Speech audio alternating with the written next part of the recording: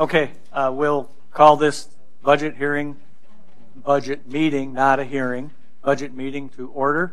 And we have an agenda. Oh, and so we will do, it says we're going to do Pledge of Allegiance, so I guess we'll do that. I pledge allegiance to the flag of the United States of America and to the republic for which it stands, one nation under God, indivisible, with liberty and justice for all.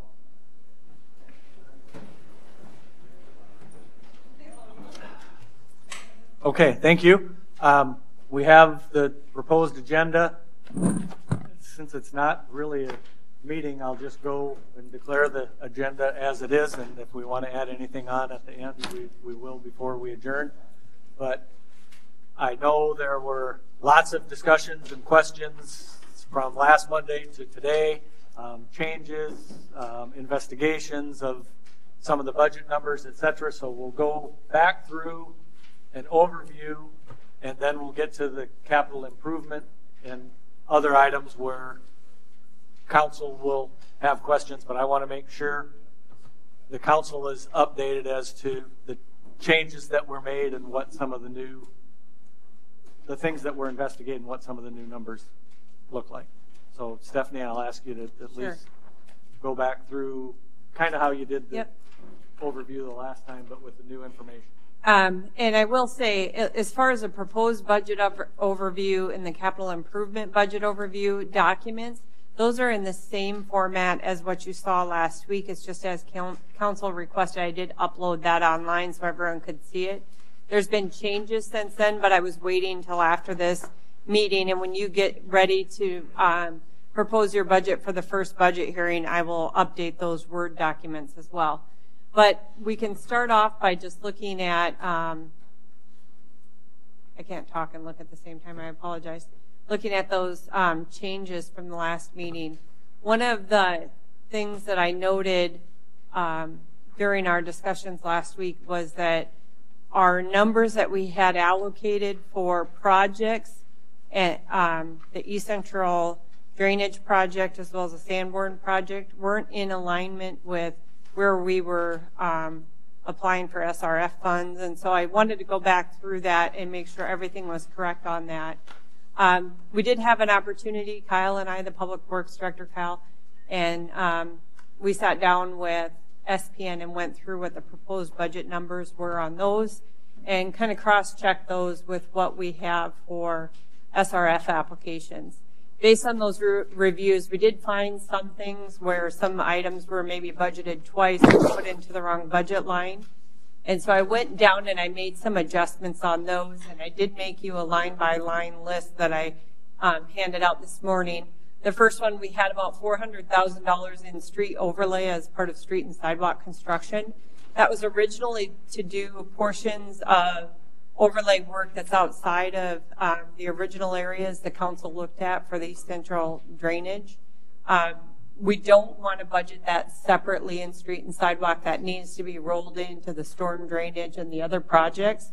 The reason for that is with the SRF application, you not only do the infrastructure under the ground, but it's a surfacing above the ground. And so that's part of that financing package. A couple of reasons why that's also good is when we were looking at SRF applications, the portions that we're applying for from stormwater runoff, we're actually able to get a 10% grant that goes to the James River Water Development District for Lake Mitchell watershed improvements as well. We did that with Sanborn, so this will be some additional grant funds that are allocated to the James River Water Development District for those improvements. And how much is the grant? It's about 10%. Basically, and it was really confusing at first because this was my first time dealing with that.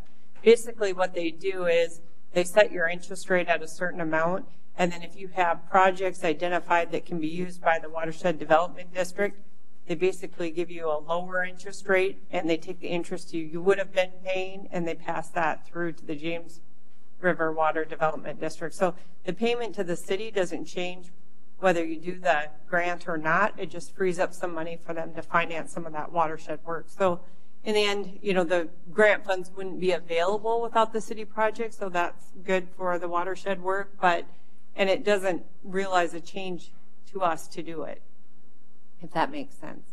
So as you're walking through, you're going to see all of these are really just bringing those budget amounts in the proposed budget amended to match what we need them to be for the SRF. The only one that would be different from that, there's two items that are different. I can't see, hold on. The cemetery expansion, we discussed that at the last meeting. We had it listed in capital, but it had already been taken out of the proposed budget, so I put that back in. Council can choose to do with that how they want. And then the only other one is this repainting the west water tower. Originally, that was in the water fund budget. We've since then taken that out.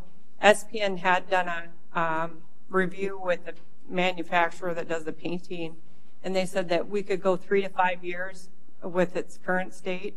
So what Kyle and I had discussed, or Kyle's idea, was grouping that in as a project with removing the Burr Street Tower and then the construction of the new tower, and then we would do that all as one project application. And those can all be surcharge funds since they are benefiting the entire community. So since we have an opportunity to wait, that would make good financial sense. Go ahead.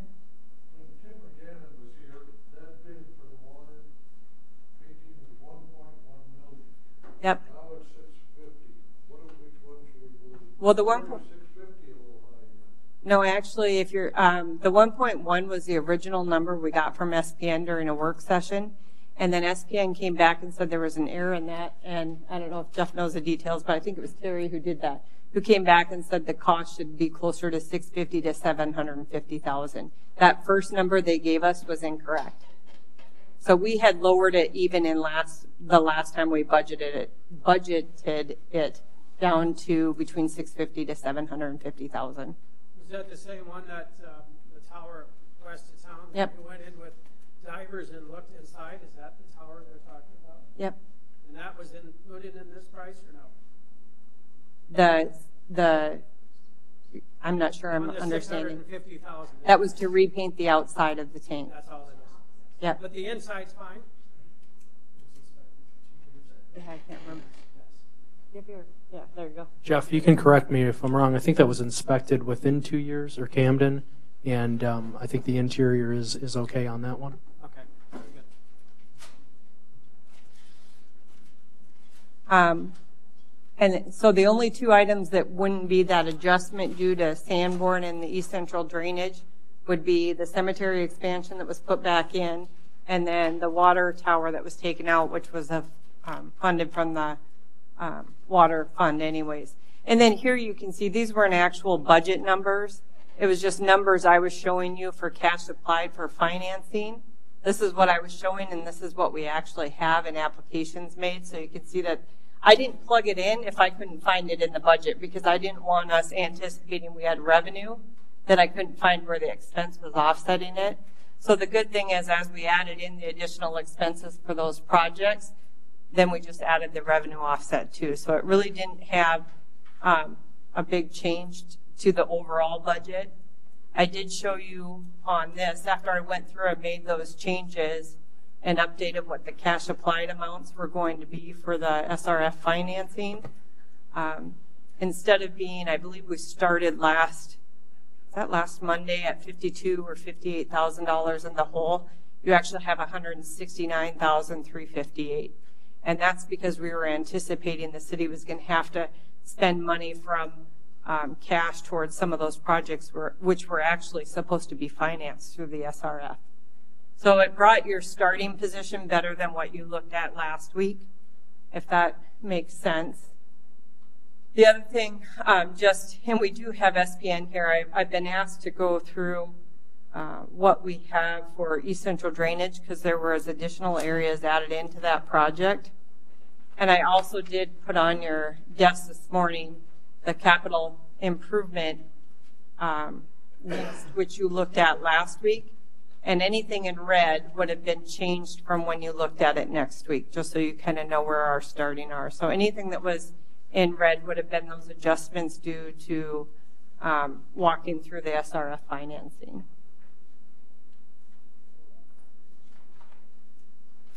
So, Steve, would you like me to pull up at least the East Central drainage? Yeah, at least so we can see. Okay. I want to make sure we understand the additions. Okay. So what I have for you, I did include the executive summary that the council looked at back in April. And you have already read through this, so I'm not going to spend a whole lot of detail on it. But at the time, we had the costs broken out between what were the improvements that would be done within the TIF, because those can be financed, or the debt service can be paid for with the increment that's developed in the TIF, and then what we had for costs outside of the TIF. When you looked at this, the costs were $5,086,000. The TIF that we have at Clockworks was created in April, I have this written down, hold on. April 4th, 2016. So you have 5 years to do work, construction work, and expense that can still be attributed back to the TIF. When we looked at going with this plan versus the plan that was originally discussed, which was going to make the flooding worse, one of the things that became apparent is you have to do that work outside of the TIF first, because that's where the new outflow pipe is. So if you do this work outside of the TIF in 2019, then you can do the TIF work inside of the TIF, or the improvement work inside of the TIF for 2020, and still have those costs. That costs have to be incurred before April 4th, 2021. So you would have the project inside of the TIF completed in 2020, so that you can still use any increment that's developed to assist with that debt service payment. Since this time, when you looked at the $5 million, and I'm going to let Kyle walk through the reasoning on this because that gets way more technical than I want to get into. But they looked at those additional areas outside of the, hold on. Again, I can't talk and pull this up at the same time. They looked at some additional areas to include outside of the TIF. So what we were originally looking at was about 2.998 when they got all the costs in. You can see they added another 1.25 million. That's basically to do cross streets, and I'll pull up the map here so they can walk you through that, where we're having the complaints on Rusty Water. The additional areas outside of the TIF, that's what that expense is for. So the yellow was the original. The red is the additional area that would be added in. Joe with SPN, as well as John Clem with District 3, have had several conversations with DENR already, and they've already agreed to amend that project plan to include these areas so we can include it on the financing application. Is there any other areas besides that that you've had calls for Rusty Water or anything? Kyle, come in the past? No, there hasn't been. Those are the areas that we've had the complaints on the Rusty Water, but I do want to say that we did start with the initial 5-year plan for infrastructure and street improvements, and that's where you have the added streets that are included in red, where Cedar and the small section on Langdon and the other section on Raleigh. So those are the areas that actually include all of what we had estimated for improvements under our 5-year improvement plan for streets and infrastructure. So that's where we started on that. And just to let you know, there are some areas in between on Elm and I believe Kimball that still have some of the old piping, but you know, this is where we've tried to address most of the concerns where we have the problems. Thank you. So one of the really good things about this project is we're not just looking at streets and then doing infrastructure later or vice versa. We're going to do the whole project at once. So you're putting in the new infrastructure and you're doing the surfacing right after. So we're not having to disturb that. It makes good sense to do it that way. Kyle did do a calculation at one point on what it would cost if we were to just go in and clean up that or replace some of that water pipe instead of doing it as part of the plan, and you would have about $60,000 you'd be throwing away in asphalt that you'd have to remove and resurface. So it makes financial sense to do it as one project. If I have that number wrong, just correct me. No, that's right. And that's assuming that we got everything right with the water and we wouldn't have any conflicts when we went back in and installed the storm. But yeah, we would look at reconstructing the roadway and any other adjustments being around $60,000. And you plan on doing this all next year? Can you get it all done? Yes. Short answer, yes. We plan on getting it done next year, and we'll plan on actually advertising for bid this winter. Kyle, I'm the eternal optimist, and I'm just curious. I know the answer is no, but I have to ask. Are there any temporary fixes that we can do for those people? I mean, is there anything like, I don't know, I've heard of things you can spray in. I mean, we talked about that as a permanent fix, but is there anything you can do as a temporary that wouldn't like blow our budget? I think this is the best avenue that we have right now and the most economical. If we include it in the SRF, I think we're really doing the best we can. We also want to go out when we do this or before we do this and talk with the residents as well. There may be some issues where there's rusts in their own lines and their hot water tanks. So there's even with the replacement, when we do this project, we'll still have to communicate that and educate the public. That's a good point. I hadn't considered that. Thanks.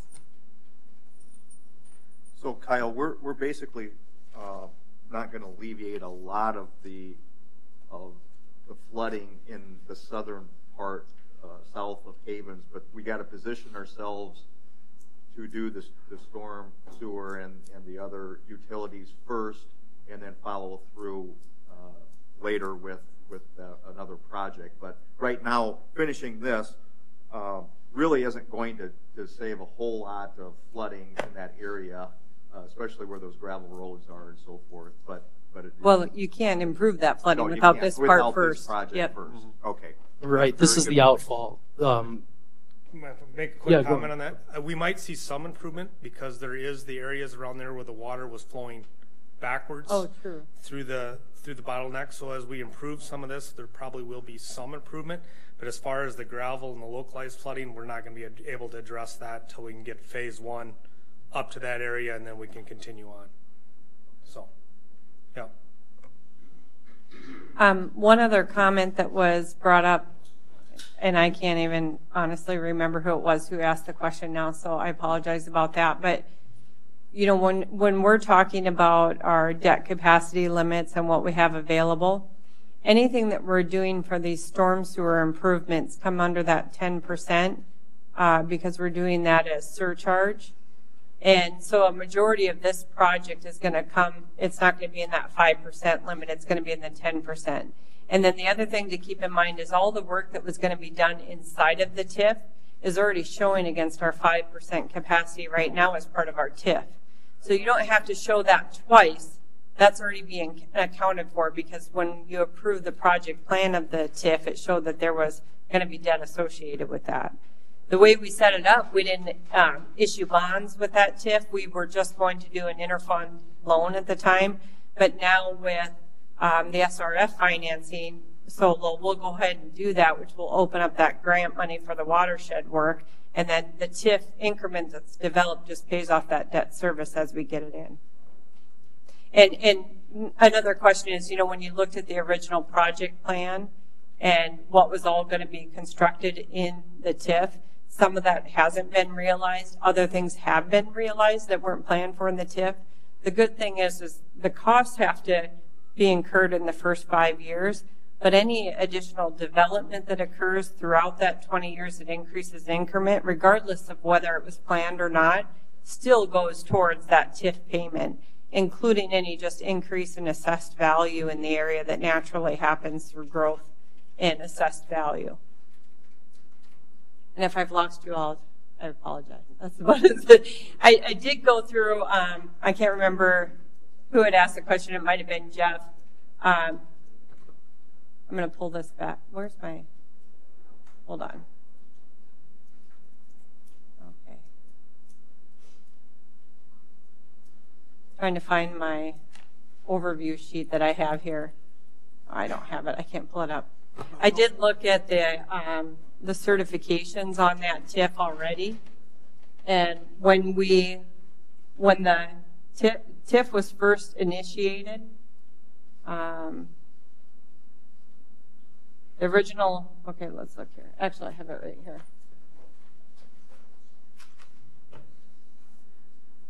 When it was created, the base value of the district was $1,229,145, and then in 17, when they assessed the value, it's at $1,747,360, and they do that as of November 1st. So you're always kind of a year behind on that growth. So that was November 1st, 2017. We don't have the new numbers for 18 yet.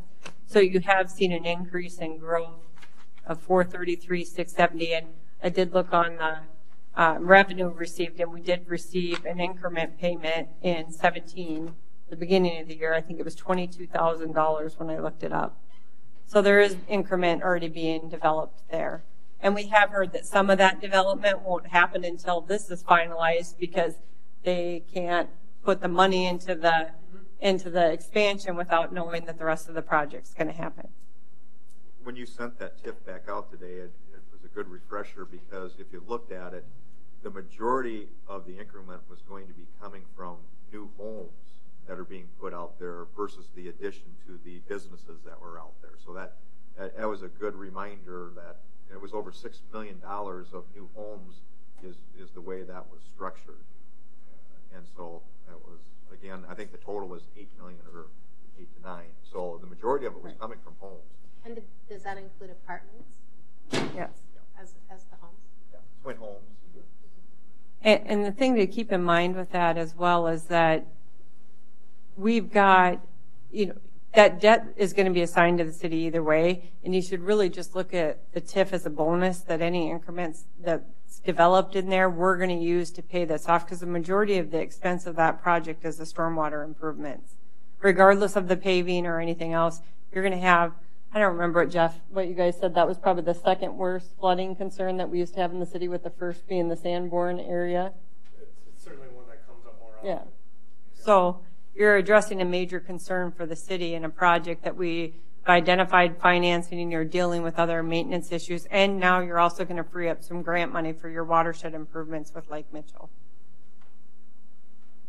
I don't know what else you want to go over with that, but everyone's prepped to answer your questions, so. I guess to me that kind of gets to what I wanted to make sure was at least discussed and out in the open, the concern of the TIF generating enough money to cover that in the time frame, which would be, you told us April 2021, but if we can use that to pay the SRF financing down and do that anyway, then it's borrowing, and like you said, maybe any increment is bonus to us to pay for that. And then Jeff and I were talking that also with the SRF part, you get all the surface things included and not just the underground. So that helps to me kind of cover that entire area of making that available to get rid of do the project to get rid of the flooding. Right. And if you remember the drainage area that ends up down by Clockworks goes all the way over west of Dakota Wesleyan and to Spruce. Cabela's and all of that area drainage will be improved once we don't have the backflow that then comes up to the elevation of that lowest stormwater pipe, or the highest stormwater pipe. And so I was concerned a little bit after seeing the last info of the timing of making sure it could be done in the sequence that we want, but thank you. At least it's convinced me that timing should work if we can make that go. I think it's a good use of the SRF financing because you're getting to do the road surfacing as part of that finance project, which is good. Basically, when we all sat down, I don't know, it was last Thursday or Friday, and went through everything, We found out that everything in the East Central Drainage project is eligible for financing. There's just a small portion that isn't eligible on Sanborn, and that's the approach up on the bridge for Sanborn. So I think it makes sense that you're doing 2 major projects. I mean, that's a lot. For the city to be able to have cash available to do that, you'd be 7 years out to be able to designate enough cash to get enough to do that project. That reminds me back to Danny's question to Kyle. So can we do all of that in 1 year? Do this and Sanborn Phase 2? And I think they're big projects for the city. They're both big projects, and Sanborn Phase 2 is twice as big as this year. But we're in a good position to have them advertised early this winter in January and February to get locked in early on next year with contractors. Okay. And that's also why you won't see other projects being proposed from Public Works. We're just doing other maintenance items for next year as well, because that's a lot. The other kind of unknown that I had at the last meeting was we hadn't gotten the most recent sales tax numbers. Michelle did get those and got those over to me, and I updated that forecasting sheet that I've been using. And I don't have your breakdown in front of me. I can't remember.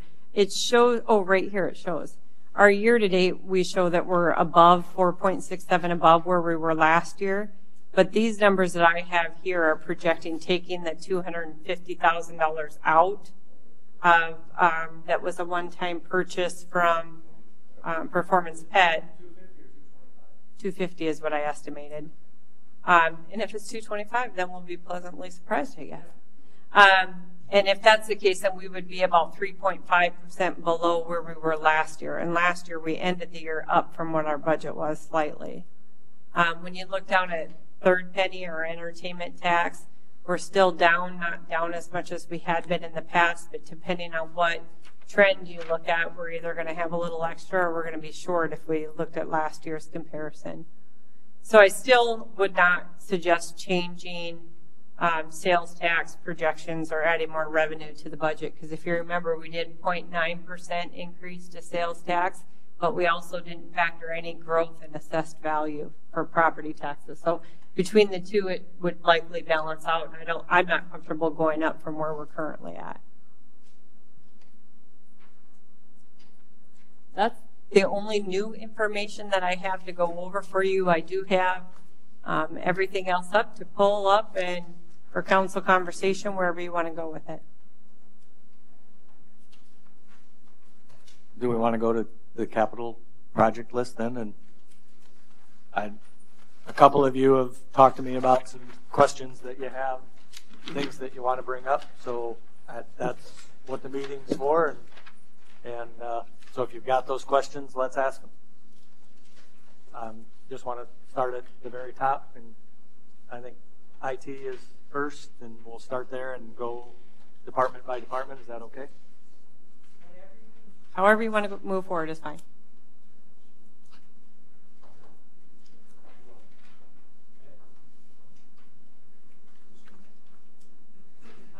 Just for your information, when you're looking at that, if you see an item in red, that's because that was a change from the last meeting. So as you go down, or for people watching, anything that's shown in red is because that was a change from last meeting. While everybody's looking at this, I've got I think a good comment. The new resurfacing that we're doing on roads sure seems to work very well. Can you explain a little bit how that process works? I saw it's coming through as foggy. Right. So Kevin's working with a fog seal product that's a petroleum-based product. And so after the chip seal is done, he does sweeping and actually takes up a lot of the extra chip on the side of the road and loose chips, and then sprays it with the distributor truck, this petroleum. And it should seal the chip seal and maybe preserve the road for a longer period of time. We're thinking an additional 3 to 5 years on top.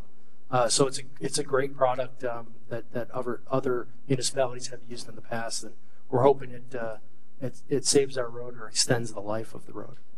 So we'll have black or gray roads instead of pink ones? It does fade, but mostly when it's put down, it's a black coating. So, Kyle, so we won't have to touch those roads for 10 more years, probably? You can't hold me to that on a guarantee. I just wanted a nod. You're always looking. Just got to beat them up, don't you? I just have to, Kyle.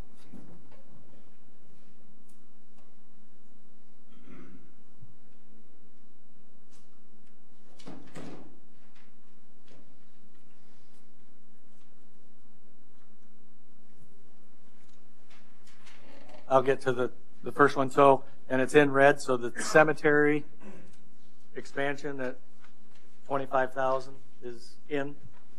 Currently back in, because that was a discussion council was having, and I had an error by taking that out before the last meeting.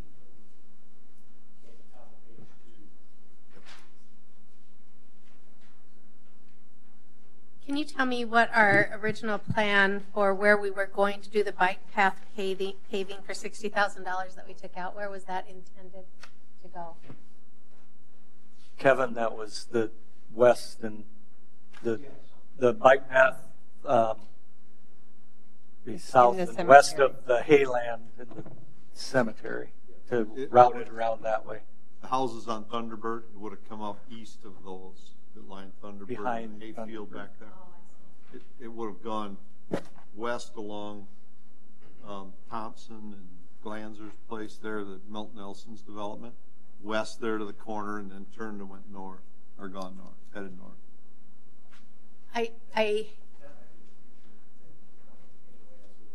Yes, the reason for that request is going back, when we started the community garden, it started out at 40 spaces. Now we're at 140 spaces, and there's a lot of traffic in that corner. The bike path was originally intended to wind through the Serviceman's Park and turn left along the south side of that hayland behind the houses on 23rd. And they took the shortcut, and the existing road going up to our maintenance building and offices was available, so they took the shortcut and went through the tree nursery and saved some money at that time. But now that we're up to 140 garden spaces and all the traffic, plus the funerals and the servicemen's, there are more and more funerals there all the time as the Korean veterans and Vietnam veterans are passing. So we're getting kind of a bottleneck of traffic there. Plus you've got the people on the bike path working, so we were hoping that if they would put that in, and we're eventually going to have to put that road in anyway as that west hayland gets developed, it would take some of the traffic off. Not, maybe it's not significant enough at this time, but it would eliminate some traffic. So the thought that occurs to me is, like parks, I hate to see us put a halt on any improvements to our bike paths. That particular one, if we're already doing construction on your expansion, not on the expansion itself, but on your new building, isn't that going to be right in that area as well? When we expand? When you build on to... The new one, the small project that we're proposing for 25 is actually at the other end of the cemetery away from that. Oh, it is. It's so not by the current... We're talking two different projects. Oh. So. No, I know the expansion is at the other end. But aren't we talking about adding a space where you, to the office? He's talking about adding on additions to the building. The addition to the building. Yeah. And won't that be We're by... actually adding a quiet room on and renovating the front of the building. Not really. And it's... We currently only have... Oh, it is? We currently have one meeting room. And yeah. No, that's not my question. I agree that you need that. Okay. But I'm just wondering, I thought that maybe that area is around where you're going to be doing that construction anyway. No, it's not the same. Okay, thanks. Sorry. Park Department, tool cap. It sounds like we need it. What if? What if one breaks down? Could you explain that again to me? Not just what if. We have one tool cap that, as a matter of fact, Steve's here. Steve would actually be better to describe how he uses it.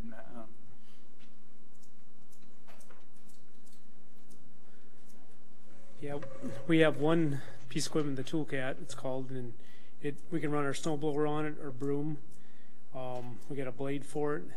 When it breaks down, we're kind of limited to what we do have. We have some pickups with blades on it, but they don't work quite as nice as that Toolcat.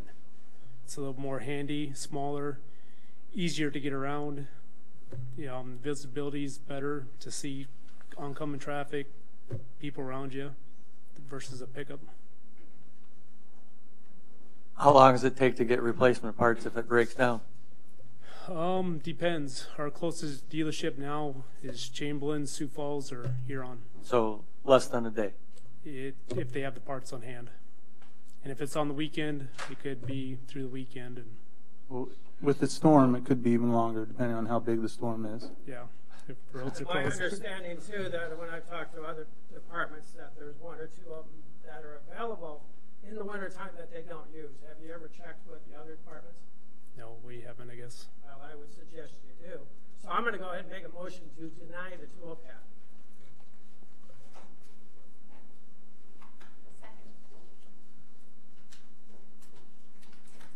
Okay, we have, and this, I guess this is how we'll proceed through the rest of this. It doesn't make it official doing this. It gets it on the list that gets brought to the hearing as to what's included and not included. So there's always still a chance for changes after this meeting, but we have a motion and a second to remove the Toolcat. And I'm seconding it as long as I know that there really is There's another other one ones. that they can Yep. use. I think that that's important. So. Okay, so we have any other discussion? We have a motion and a second. Any other discussion? Okay, all those in favor of removing the Toolcat signify by saying aye. Aye. Opposed, same sign. Okay, motion carried.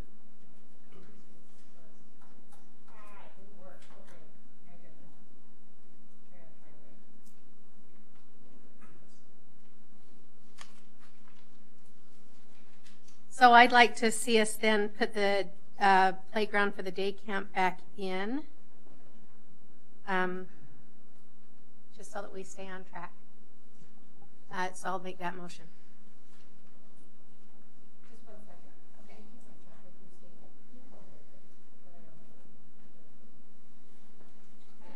Susan, I don't, not familiar with the playgrounds for the day camp. I'll second Susan for now.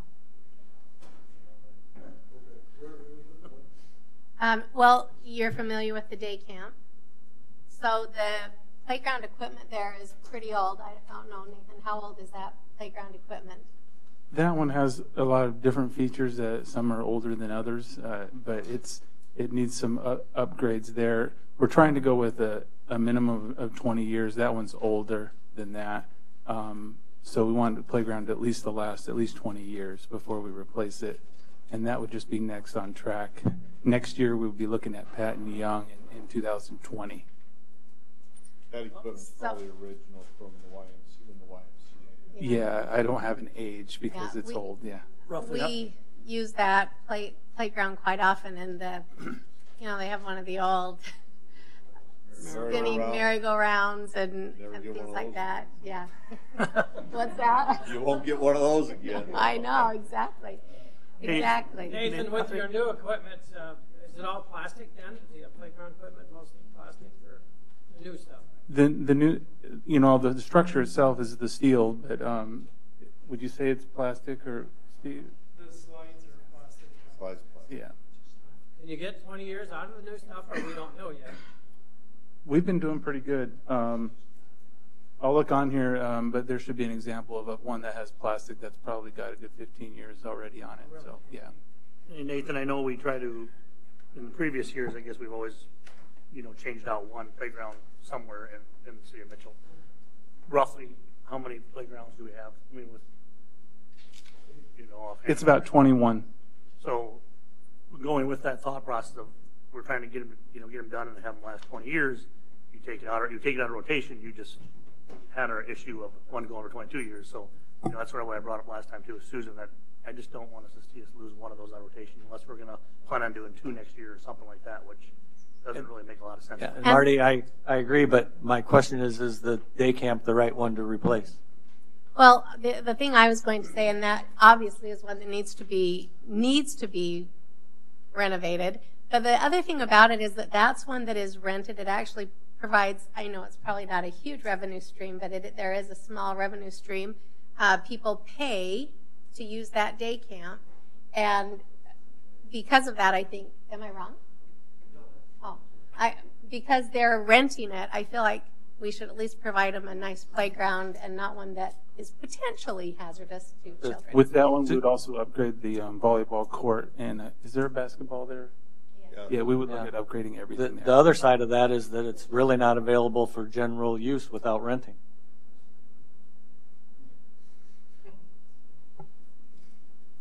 Yeah, and So it's a pay-to-use part. It's also a liability, I think, to the city. I mean, potentially. If it's a liability, it should be gone today. It wouldn't be a liability if we made the improvements. Well, if it's a liability, it's a liability today and it should be gone. That's no different than when we had Park and Rec show us the electrical box that was against code and say they needed a new one because it's not up to code. If it's not up to code and worthy today, it should be gone. You're and absolutely making my case for why we need to make that improvement. To do that. The biggest thing from the park board's point of view, a while back, and maybe even back in your days, Mr. Mayor, but we wanted to keep some type of rotation. We didn't necessarily say which one's going to be. We never really went to the council and said this would be. We're leaning on our department, and our department had to choose the right one. Just the point is, make sure you rotate one out every single year. Now, if it's the day camp, Steve, I agree with your thought process. I guess I'm going to rely on Nathan that he's picking the right one that we need to upgrade. If it's not the day camp, then go to the next one that should be. But we just need to make sure we rotate one out every single year. Otherwise, we're going to have a serious issue. So. The Patton Young one was the one that is next, but that was a higher cost. We were thinking more of $125,000. We want to make sure it's ADA and has all the features that you would have at Hitchcock. For playground equipment? Yeah, to make the surface for ADA, because we only have one at Hitchcock right now that's ADA accessible. The surface is what's expensive. It takes part. Plant a couple trees and put a string on. Steve won't like that. He lives across. Yeah. 125,000. I did the same thing John did. Oh my God. Yeah. No, hopefully not. But if you do the one for 45,000, you're talking that would make those improvements to the volleyball, the basketball, and the playground equipment. It's a smaller playground. Yeah. It's amazing. Okay. We have a motion and a second. Any other discussion? Okay. Hearing none. All those in favor of including the playground equipment, and I'm assuming I will amend that to say to whichever playground Nate deems the most necessary. Okay. Marty, that's okay with you as the second? Okay. Okay. So all those in favor of re-including the playground in the budget signify by saying aye. Aye. Opposed, same sign? No. 6-2. Okay, that passes.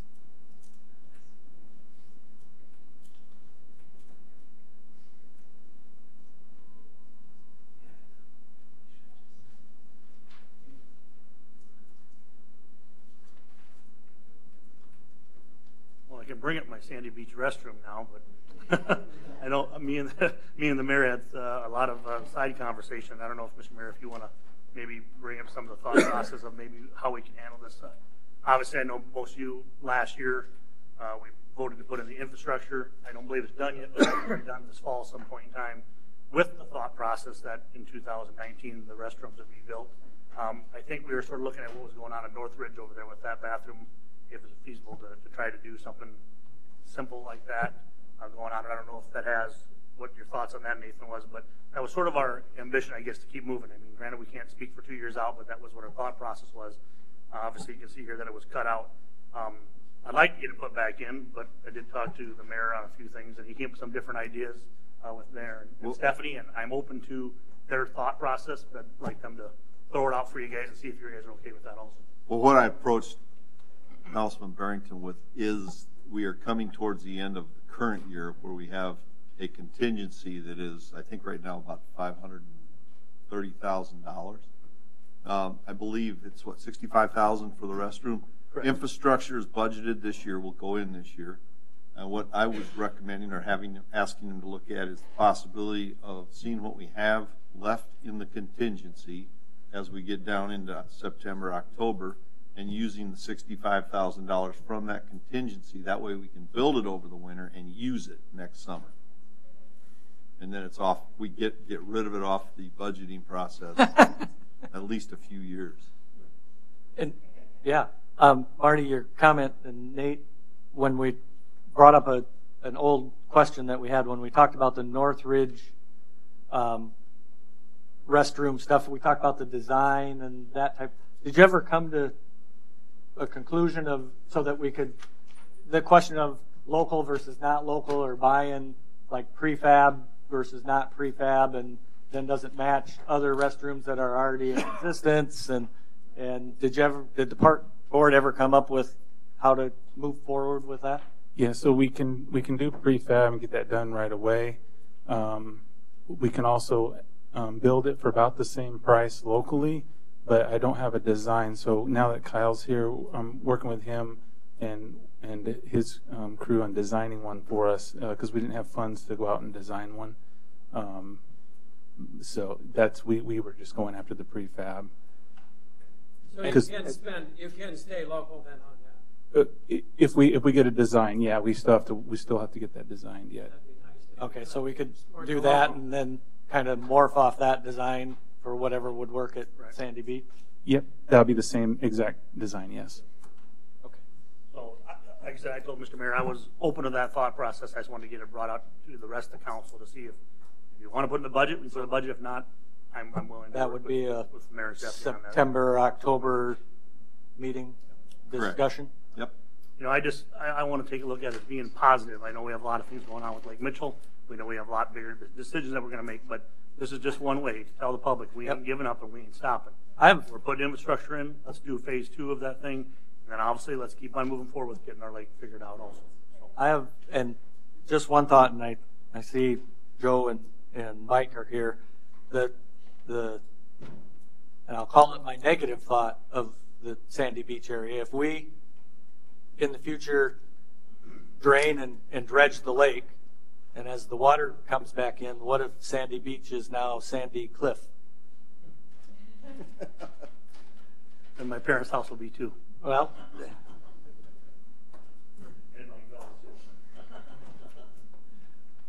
because there's no guarantee how that's going to look if we drain and dredge it. There's no way to control the water filling it back. I don't think And it'll where fill in the it beach there. would erode and not erode. Well, the erosion, hopefully we can help mitigate that with some of the riprap that's still there and would still be there along Not the shore. on that Sandy Beach area? Well, I'm sure they're going to take, I don't know how much they're intending to take out there, but I mean, that's been a beach even back in the. Yeah, I know. But Yeah, it's a natural beach. I mean, you can. Yeah, back in my day. You can pull out, Back in my pull out sand and put it down by Kibbe Park, and it'll fill right Fill. back up at Sandy Beach. It just does. It's automatic fills it. It's one of the nicest places in the lake to actually go in the water. Actually, good, nice. Right, it's sand never been a real deep area, so I would imagine that you won't take, if you dredge, no matter what you do to dredge, it won't take a great deal of stand up. The channel's actually close, I would say close to a mile away from the beach out there. So when in the 70s, that was actually a beach all the way out, almost to the midpoint of the lakes. Hey, Stephanie, we had on a week ago, we talked to Nathan about a $13,000 or $18,000 professional fundraiser. I didn't go over Is that. out of here? Nope, I got that corrected though. I did have, let me pull it up because that's been like over 2 days since I've looked at it. So it was $5,000 to design the skate park, $13,000 for the rec center sponsorship fee for professional to come in and seek out sponsorship for a remodeling project at the rec center. Both of those are all. Huh? No, they're still in. I have not changed those. The only thing I changed was that list I went through that was involved with projects. Anything other than that would be council directed. okay, so a quick question, and Nathan, that's more of the thinking. So I'll start at the skate park. So $5,000 design, is that a location to be determined or the current location, and then if we have the design, then the money is budgeted for 2020? Yeah, the 5,000 is for the, it's also part of the public engagement process to help us get matching funds for the project. So that's what was asked last year when I asked to put a skate park. So is it be in the same location? It'd be in the same location. But it'd be a new part or a new design, or a design off of what we currently have in place. And then it would be a 2020 project because there's no. That's capital correct. money budget. That's correct. It would not be next year. We would want to come with some matching funds from the public when we come to budget hearings next year. That would be the goal. Or budget meeting.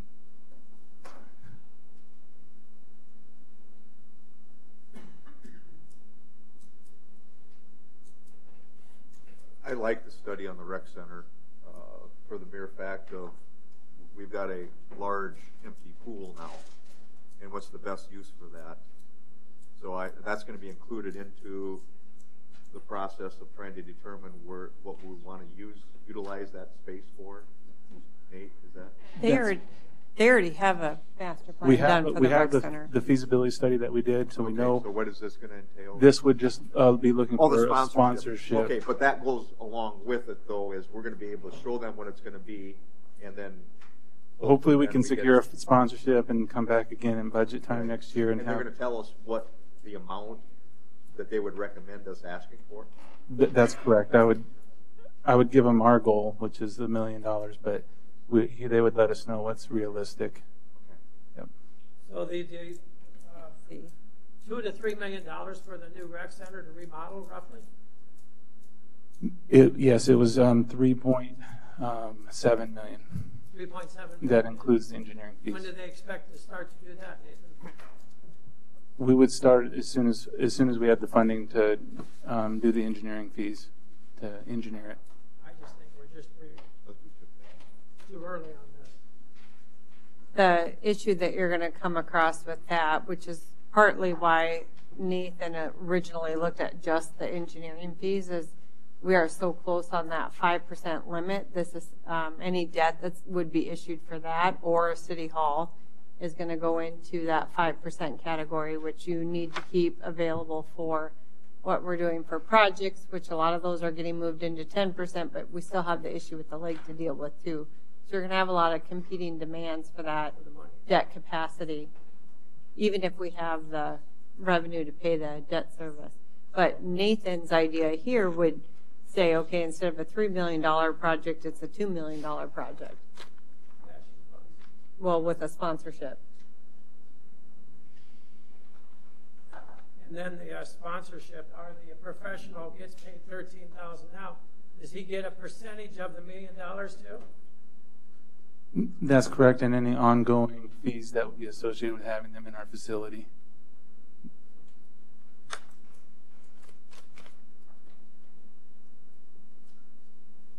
Move to deny.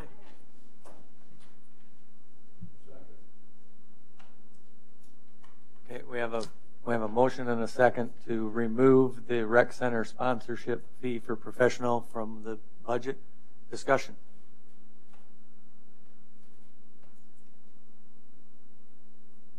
Anyone? Okay. Hearing none, we'll call for a vote. All those in favor of removing rec center sponsorship for professional from the budget signify by saying aye. Aye. Aye. Opposed, same sign.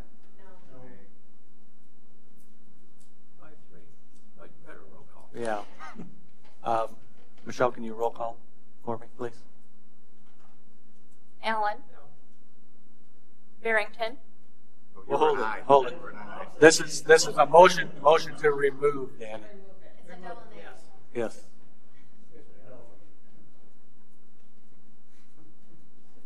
So I was wondering, like, I do not want to move it. Mr. Barrington wants to keep it. Mr. Allen wants to get rid of it. Yeah. How's that?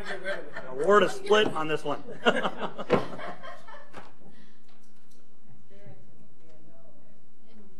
Correct. Allen, yes. Okay. Dosher. McCardle. Yes. Sabers. Aye. Rice. Aye. Smith. Sharks. So, 5. Okay, yeah, John. We will look at potential having it out of contingency at a later meeting this fall of the council, of potentially saying we'll look at the contingency and look at allocating some contingency money for that to go in conjunction with the infrastructure installation. So as of now, it's not in there, and you can vote for or against it at a future date, depending on, I think what Ms. we have. Elwine put it in, is that right? Yeah. I listed it as contingency discussion, Mayor Everson. Okay. Okay. I thought I saw you typing. Yeah. That's why. I'm slowly keeping up. Okay. We go, let's see, where were we on the? Go back to park. Capital still? Yeah. Oh, Okay. keep going.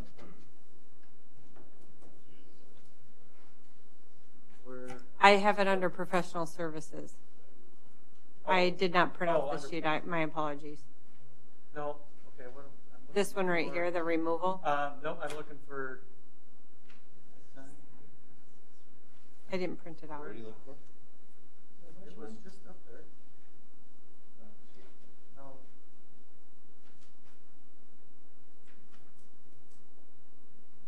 Design for the inside of the rec center? No, the design for the spoil site and the Okay, that's going to be Oh, under okay. water fund now. It's right here. water fund. Yep. So I did get this clarified, Steve. So Okay. just to maybe bring everyone up to But speed. those are different numbers than was on the. Right. This is the final based on conversations with Kyle and Nate, understanding what the request is. Oh, this is wrong. Yeah, Shoot. So. Good the other- gracious. The other part has the It's dam still raiser wrong. and the dredge Yes. site listed separately, one at 125. Oh, no, this is and- right. It was right. Let me go over this. So the master plan is actually removed from the budget because they're going to do it in 2018. Right. The rest is $250,000. And with that, they would be doing the dam riser design, the dredge site, and the dredge site design. So I've received a lot of questions. See, I was second guessing myself. I received a lot of questions because we talked about this a little bit. It showed in the 2019 budget that it showed it was removed. It is not currently, the master plan economic impact study is not budgeted for 2019, and instead they were going to do it out of 2018 funds after a request for proposals for professional services that would come back to council to award that contract. The remaining 250, and I have the full breakdown, I could probably pull it up in an email, So would we're be, going to do another study for $125,000. that would be the, Lake Mitchell? that would be the proposal. And then the 250 is what would be in, that's actually part of the 2019 budget discussion, and that's the dam riser design and the dredge site design, and I can't remember what I was all in that list. I can go over the list real quick. Site design. What What you're looking at, or what that actually means. I can read it out here. The design of a drawdown conduit size and location and valve housing. So we're going to get into some engineering maybe that Kyle can explain a little better than me. Structural design of drawdown spillway interface modification. Preliminary design of up to 3 dredge disposal areas. Identification of traffic and dredge disposal routes and limitations for 3 dredge disposal areas. That would all be included in the 250. So do we have the 3 dredge sites, disposal areas identified, or are you looking for those? Not yet. There's 2 of them. We're going to look at one tomorrow, and there's another citizen who has said he would be willing to let us look at his. So we've got 2 possible sites. We do not have a 3rd one yet. Okay. So that's And kind that's of all you can say at this point. Well, yeah, at this point I can't say anything else. Really, but, suppose I Okay. gotta get closer. I don't know what that was. Sorry. It's me. Sorry. It's a fire alarm. Oh, it's Oh. okay. Just Marius. We hope we're good. Marius, are we good? There's our, Okay. how quick will they be here? 3 minutes or Anyway, we're looking at 2 sites. Councilman. I guess the question I have on, and I understand the concept of them, but I'm wondering if I, and it's the old song, if I'm building a car and there's 5,000 parts and I buy all 5,000 parts individually, my car costs way more than if I buy a package all at one time. And my question, are we paying for dam riser design and dredge site design out ahead of doing a dredging project where those designs would just be included in an RFP for an entire project and be a lot cheaper than having to buy them individually? I don't know that the dredge site design would be, because you're going to want, I mean, that would be, you would have to know that information to figure in your cost of dredging and the design. Right, but wouldn't that be part of whoever is doing the dredging? I guess it could be. Yeah, I mean, it could be. In this instance, And I guess the other concern I have is I wouldn't. so we do that and we pay for it and we end up doing RFPs for dredging and they don't pick any of our sites. They would already be selected and the cost would be based on what Right, the site but was then what if selected. that cost is then increased because of the sites we've picked? It It's a potential. It's not. is a high potential. I don't but see that happening, but yeah, it could.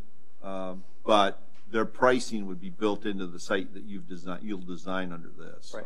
The other concern I have is so that we vote and say we're going to do a dredging project and it gets referred or goes to a vote and gets turned down, and now I've got a dredge site design and a dam riser project and no project to work. You are correct. That could happen.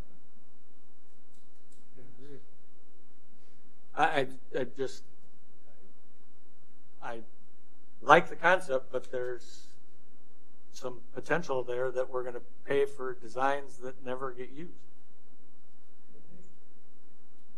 I don't know if it's a great potential, but there's potential. Bob, on the dredge site design, is that with the Department of Natural Water Resources up here? Do they have to know what soil's going to work, what's not going to work, or how does that? Well, actually, right now we're just looking at areas, so I can't speak to it. Maybe Kyle. Yeah, ultimately they will have to be involved. DENR will have to be involved, as well as the Army Corps on any kind of dredging. But right now we're just looking at potential sites, how the sites would help actually facilitate the dredge. You know, they have to be burned. You know, we have to secure the amount of material that's there, not have runoff.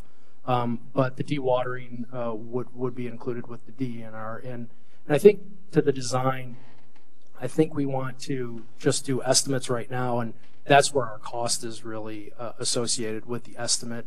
And we're doing 5 to 6% of an actual construction cost. So I don't think that we would be really paying for something that would be more expensive next year or the year after. I think we're still comparable.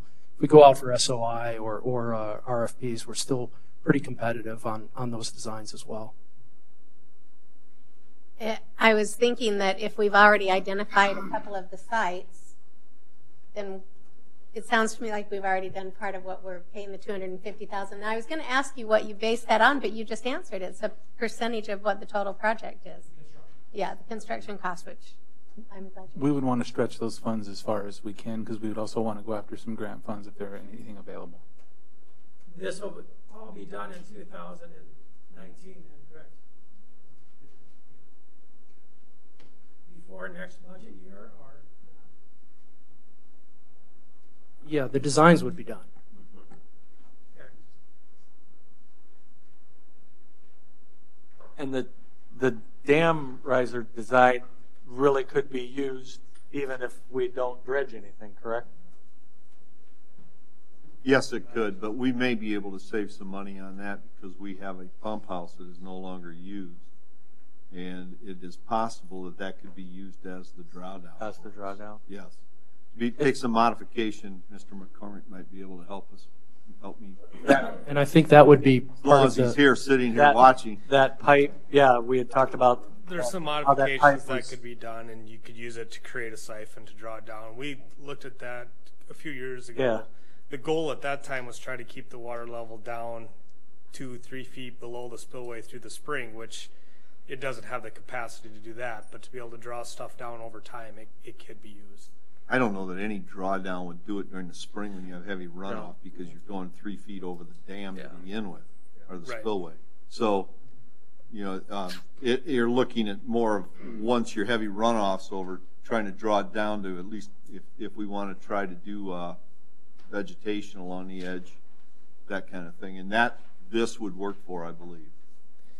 It could certainly be looked at, and there's probably ways that we can increase the capacity, but it's been a while since I've looked at that part of it. But you know, the goal at that time was to try to keep it down through the entire spring season, and that doesn't work. I wouldn't see the new drawdown, if you were to build a new structure out there, as that being able to do this either. Right. I mean, to me, the only way to keep it down below the current spillway through the entire spring is to have a spillway bigger than the spillway that's there. I mean, because right now it goes over that 1 to 3 feet, so you'd have to be able to handle that same amount of water. Right. Every year is going to be different. But Actually, you'd have to be able to handle more than that amount of water. Right. Which would be a damn big pipe, no pun intended. Right.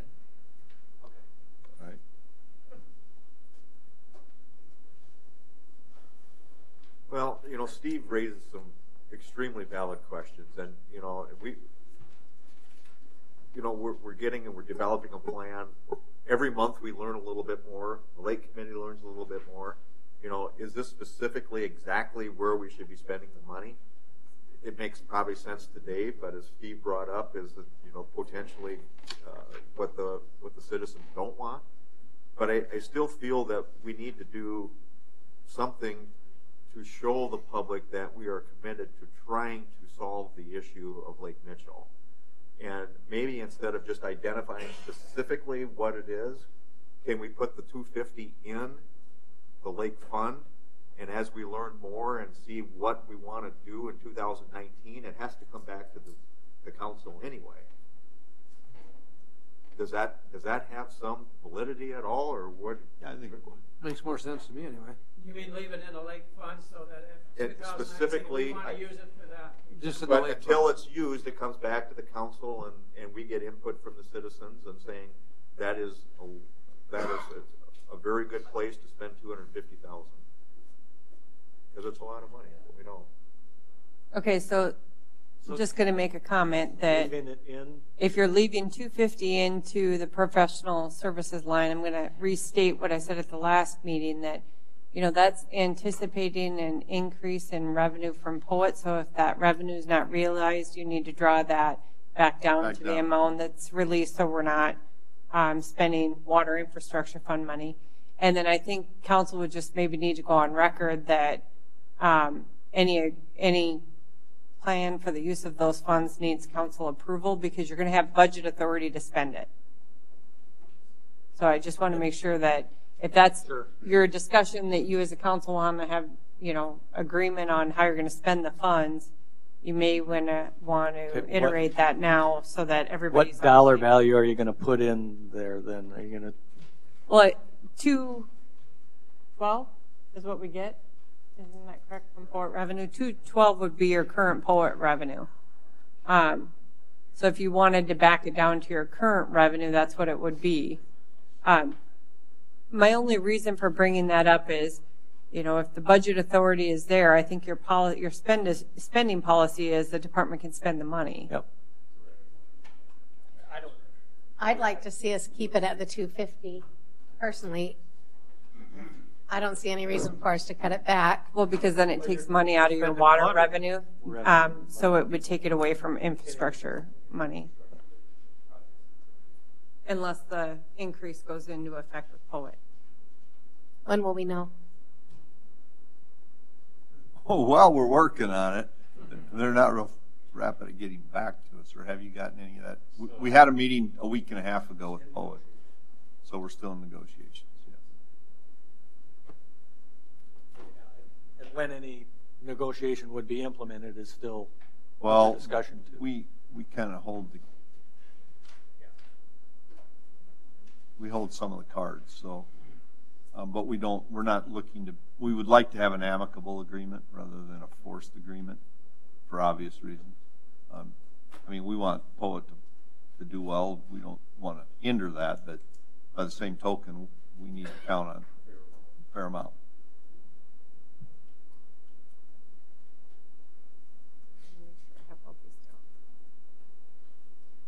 Well, what do we think? It's in there now at 250. And that number was chosen. One thing, the 21,000 that they owed us that is not, have they paid that now? Or they have not paid it yet? But that's going to be needed in 18 to offset the cost of the That was my the economic impact master plan Okay. study. All right, thank you. That was my question. Do we really need that study, do you think? Because when I was out campaigning, people are tired of studies in this town. I know that for a fact. Because we pretty much know what we need to do at the lake. I don't know what another study would tell us anything.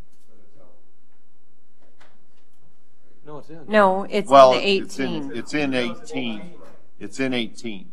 Well, what that will do is tell us what impact the lake has as far as if. Is it worth, I mean, $125,000 to tell us what, I mean, we kind of know what impact the lake has on the community. I don't think we need to give somebody $125,000 to tell us that, do we? I guess that's up to you guys. That's my opinion. The one issue you have is if we have to go for $19.8 million to fix this lake, and somebody says, why should I do it? Can you tell them? I can't. I mean, my gut tells me, yeah, it's a good deal. People use it. We need to have a nice water source at the edge of the city. It's a benefit to the city, but I can't quantify that. This would give you that ability. I agree, Bob. I had a recent conversation, and I think that's the question on everybody's minds is why would we do this? Why are we spending that kind of money? And I think that we do need to, there's a little part of me that's a little bit afraid of the answer, just in case. But I also think that it will justify, hopefully, the progress or the process that we're about to do. That's why I think it's a good idea. But Stephanie, can you write that as currently in the 2018 budget? How about in the 200? It's not a budgeted item in there. Okay, so specifically funded. it's not out of in. funded in. There we go. How's that? So that still has to come back up to the council. correct. Okay. Would it be contingency? No, it would be used. Water It would fund? come out of the water fund revenue from Poet. But if you're going to do an agreement, I would assume you're going to bring that to council. And potential, does that master plan study of the lake have budget implications? Or I mean, grant implications? Is there information out of there that will be used for future grant funds? Do we know that link at all? So actually, doing a master plan and an economic development study will actually give you a roadmap of what our lake wants to be or what we want our lake to be. Yep, So I that is understand something that we give to grant agencies like DENR in the state. So we will use that actually to justify why we're asking for grant money. Absolutely.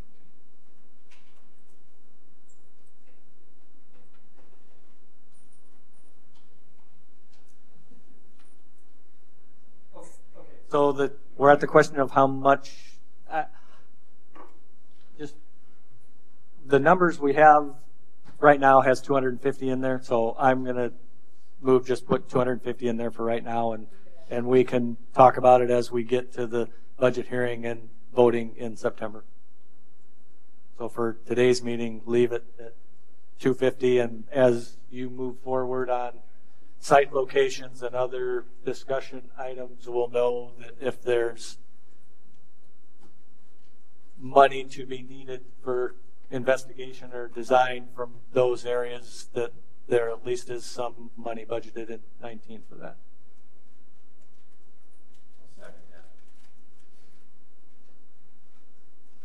Okay, any other discussion on that? All those in favor signify by saying aye. Aye. Opposed, same sign. Okay. Motion carried. Next item. I'll bring one up. Gordy. Well, because I was late, I'm going to ask for two. No, just kidding. It's his birthday. Yeah, it's their birthday. I mean, their banks weren't even open today, and we're doing budget. I mean, come on. So, I just Jeff had the day off. So, anyway. Unlike other things also that we talked about before about removing something from a rotation kind of thing, I have some concern of myself of the ambulance, the replacement that we're looking at possibly. It's under the EMS one, ambulance replacement for $130,000.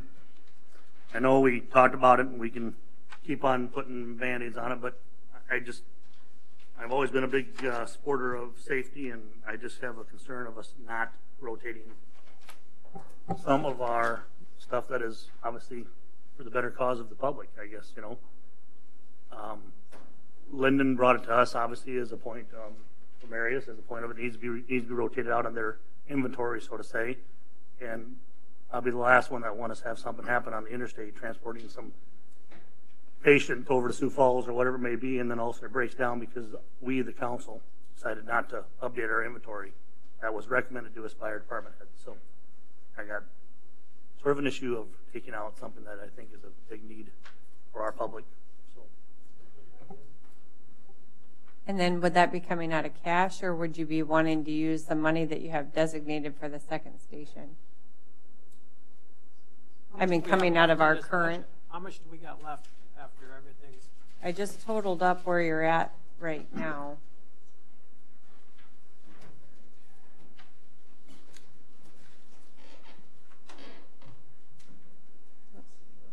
So you've saved $36,500, and you had, whoops, why won't this go over? Weird. Okay. And you started with 160, so yeah, you would have the money to do it out of operational. If you did not want to use that money that's in cash designation. You have $400,000 sitting in the designated for the second fire station, though. You think that will ever come to fruition? I don't know. And by the time it does, you can probably save another $130,000 to replace it. Linda or Marius, what's your thoughts? I know you guys want this. I mean, we're just talking about the second fire station thought process right too. Now, Lyndon's going, oh my gosh, he's standing up. But I mean, just go for it. Just to go back to the ambulance part of it, and thank you, Councilman, for bringing that up. But so, for instance, today, this ambulance just doesn't go back and forth to Sioux Falls.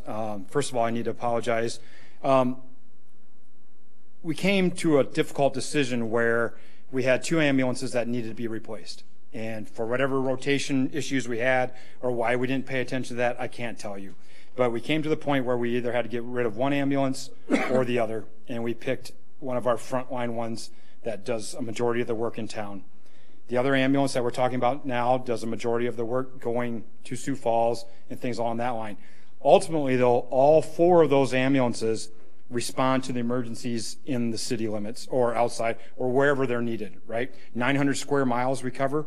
So, for instance, today there are times where all ambulances are out, and not to Sioux Falls or wherever, but we are busy.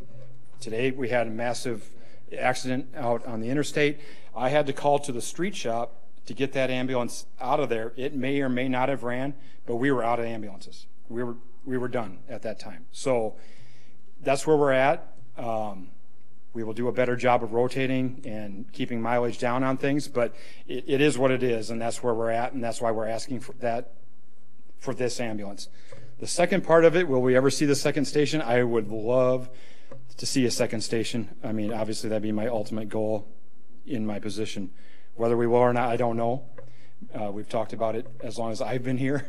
But you are right that we could save back that amount back again, Mayor. You are right. It's not a huge amount, but I would like to see it come from a different area than the second station, but we need the ambulance more than than that right now, if that makes any sense. I'd rather say for that, if it comes down to if or not, obviously Lyndon has to make that final choice, but my feelings on it would be to save the second station, but if we have to have the ambulance to take it out of there and save for it again. But I guess I just see the second station as, yeah, we'd love to have it, but I just don't see it happening in the near future.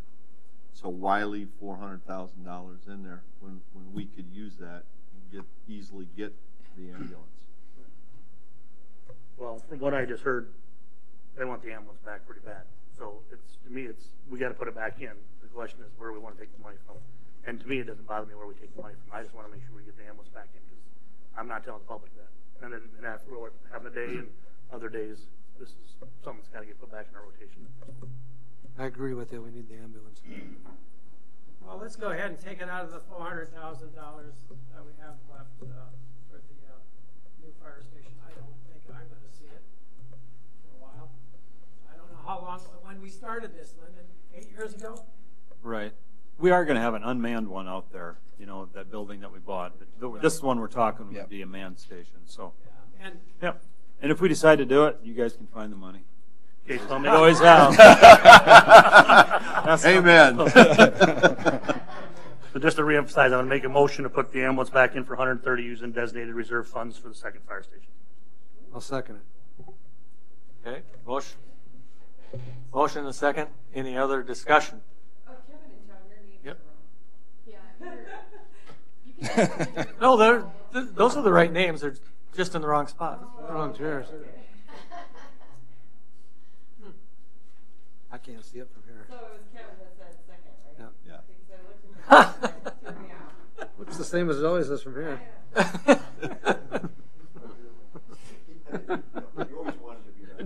Dan had to look. Okay, motion and a second. Any other discussion? And the 130 back in and from the reserve. Okay, all those in favor signify by saying aye. Aye. Opposed, same sign. Aye. thank you. How long will it take to get one here for next year? So the one we are currently getting is about an 8-month time frame. So we ordered it in January. It should be here in the next week or so. Depending on if we buy a stock ambulance, I would hope we could get it here in less than 8 months, if that makes sense. I haven't looked into that yet, but we'll get on it tomorrow.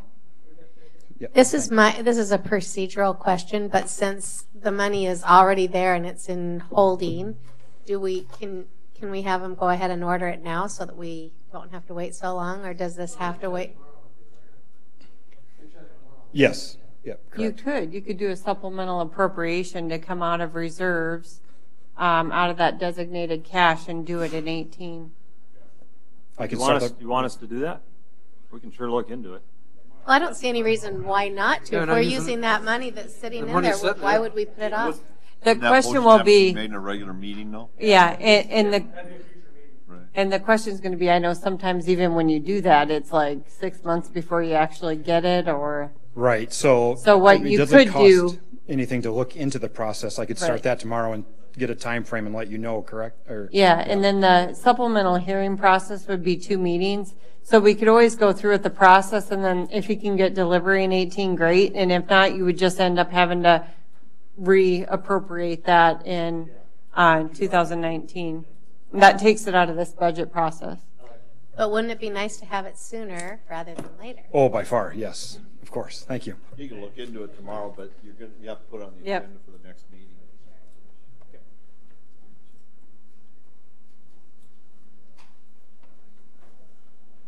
You done, birthday boy? What's next, Marty? You can have the floor. Okay, thank you. This is a very small one, but I just want to make sure that it's included in there. I'm the liaison to the Sports and Events Authority. Did we put the $5,000 in there for the non-overnight events that are still benefiting? Good. Yes, Thank that you. is still in, yep, it's in the entertainment tax, so. You don't have to look. Okay. I just want to make It's in there, the 5,000. I did note that on the proposed budget overview at the last meeting. Okay, thank you. And then one that we've been talking about for years and years and just have not, for whatever reason, have come up with a solution, and it kind of extends from what Marty has talked about, and I bounced it off of him too about Lake Mitchell, is I don't want the city of Mitchell to be in the marina business, nor do I would never vote for that to happen. But I still would like to see an opportunity for people in the city or even in the county or whatever that has an opportunity to have a boat slip out at Lake Mitchell. And, you know, I know there's probably several reasons why we haven't done it, but I would like to come up with a solution that we can bring, that we can all live with and everybody's comfortable with. And so what I would like to see is there's an area, if you guys know where the west boat lift is, or the boat dock, I should say. Yeah, the west end boat dock, as you're on your way to go out to the bridge. Between there and to the east of there, there's a little turnaround section. And, right, yep, kind of where that. Okay. So, okay, again, if there's ever, I'm going to preface this immediately, if there's ever a private business that wants to put a marina or anything out there, the city's immediately out of this business. But in the meantime, I've had several people over the years say, God, if I could just put a lift and a dock, I would absolutely love it. And we're always saying that the lake is for all citizens, and you know, not necessarily, you know, people that live out there, and Susan and I are close to it. But in all reality, if that is the case, you know, let's find a way and an opportunity for this to happen, and then I think that would even probably get more people excited about improving Lake Mitchell. You know, and obviously couldn't hurt. And I honestly know of at least one person that has asked for 5 years, and last year they went and bought a cabin up in northern Minnesota, and I said, would you have taken your pontoon up there if you had a boat slip here? And they said, absolutely not. We'd be right here in Mitchell. And they live pretty close to where Danny lives. So, I mean, that's one situation, but how many more of them out there? So, here's what I would like to propose. And you guys, if you think this is worth at least looking into, is I would like to have in that area a nice walking path where you could park at either end, be able to walk up and down there, and we would have security lights in place, and we would measure off, we would work with the Park and Rec or the Lake Committee or whoever, petition off an area of 20 to 25 feet or whatever your favorite number is, and at that point allow people to rent those areas, and they could put what they want out there, but they're going to have Justin button this down that they're going to indemnify the city that, you know, we're not responsible for anything out there, and they can rent it from Memorial Day to Labor Day. And then we can use the money that we are going to raise and roll that right back into the lake. Now, it's not going to be a ton, but it's going to be at least some. And the other thing it's going to do is allow people to enjoy Lake Mitchell more. How many slips do you see having? I have no idea. So I'm just going to throw a number out, and then I think that's a good idea, and we see the master plan that we just discussed as giving us a lot of that information as well. So, right. And in reality, if private industry, if they saw that there was an opportunity, they probably would have done it a long time ago. But if we take this step, see how successful it is, that might encourage someone to actually invest into it. The city should not be in this business. But we've got an opportunity to have some small rentals that people can utilize it. What's the number? I don't know, but as many as we can sell in that area, and maybe we don't want to. Maybe we start out small and start growing with it. But you know, I don't know what the amount of money it is to put the the asphalt pad and some extra lights, but I would think 25 to 30,000 would be a good start. Marty, you know, I mean, maybe there are other people too, but, and you do too, about boats, but I'm just wondering, is there an amount of space that you need between any two docks or whatever to give you space? So that Well, it depends on if you got a pontoon or you got a jet ski. Yeah. Well, yeah, that's a good point, yeah. Well, so, that's when I I'm was, just wondering how many we Well, can the normal lift is what, 8 to 10? yeah, yep. And then your dock is usually, typical dock is about a 3-foot wide dock and 4 tops. So, like I was telling Jeff one time, I said, obviously you don't increase the space to have any more waste than you need to.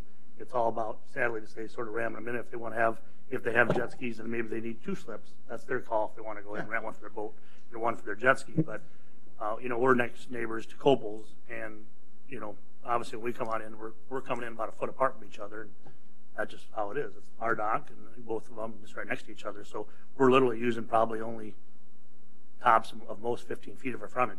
So, you know, at the most, and it's a pontoon in the dock.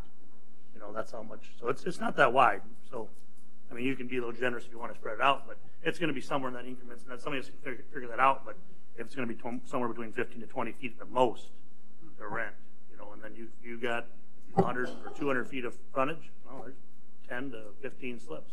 We're actually going to be probably limited by game fish and parks on how many you can get in a certain area. Yeah, we'd have to figure out docks. I know that was one of the limitations that we ran into about 2 years ago when we looked into this.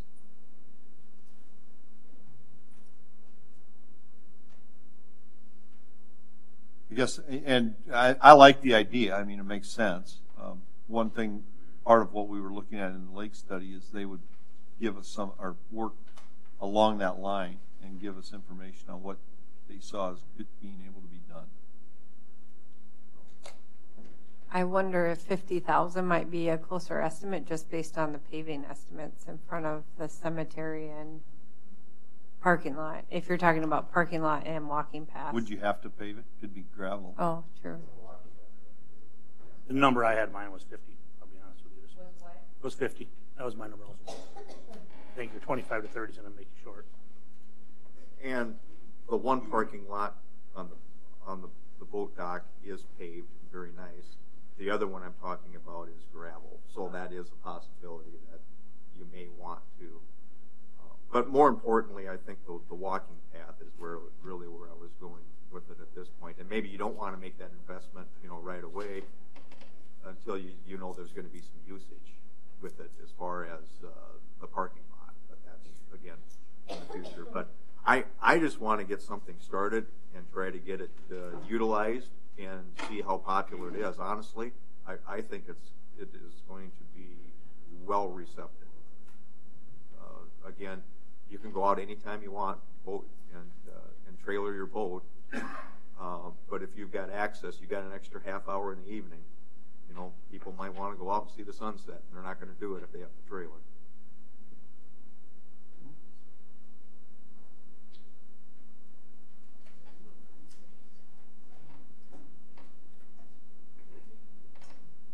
Well, I don't know what the exact number is, but I'm gonna. If you guys think that we can shoot high, and then we can hopefully come in a little bit lower, but I'm going to recommend that we support this project with $50,000.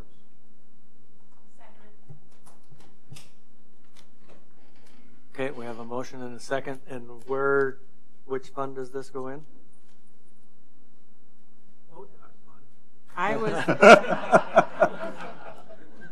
was going to put it in parks if it's going to be, they're maintaining those areas adjacent to the lake out of their operational budget. That's right. The park should be the place. Okay. Okay, we have a motion for Boat dock. What do we want to call it? Yeah, boat dock.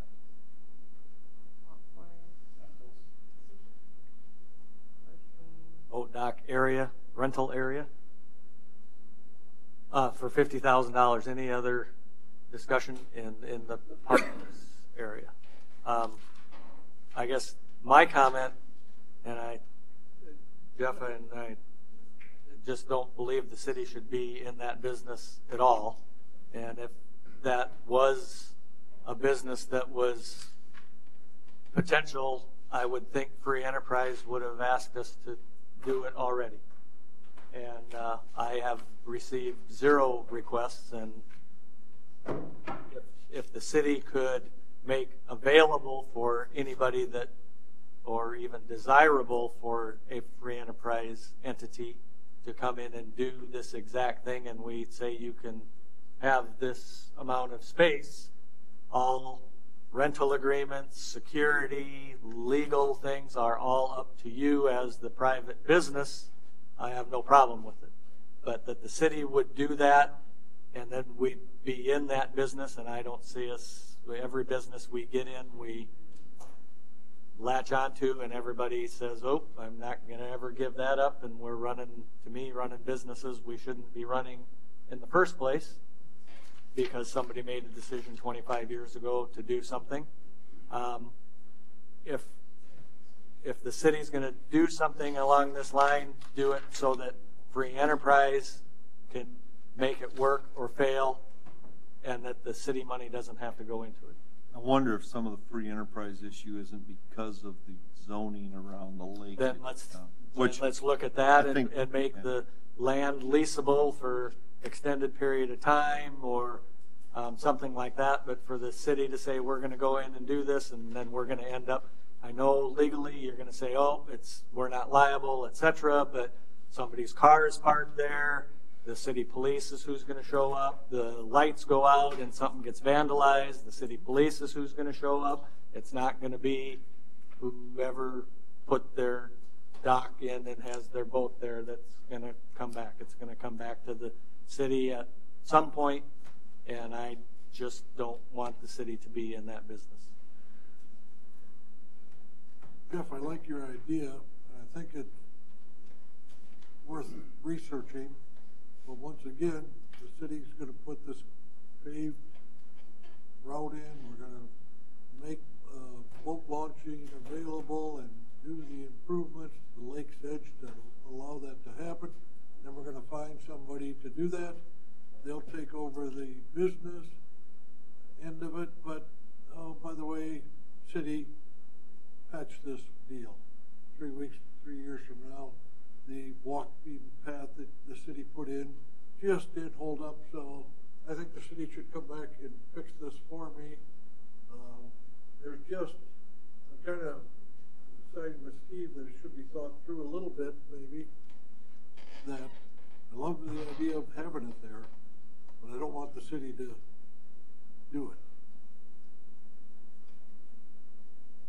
I think it's a good deal for the lake.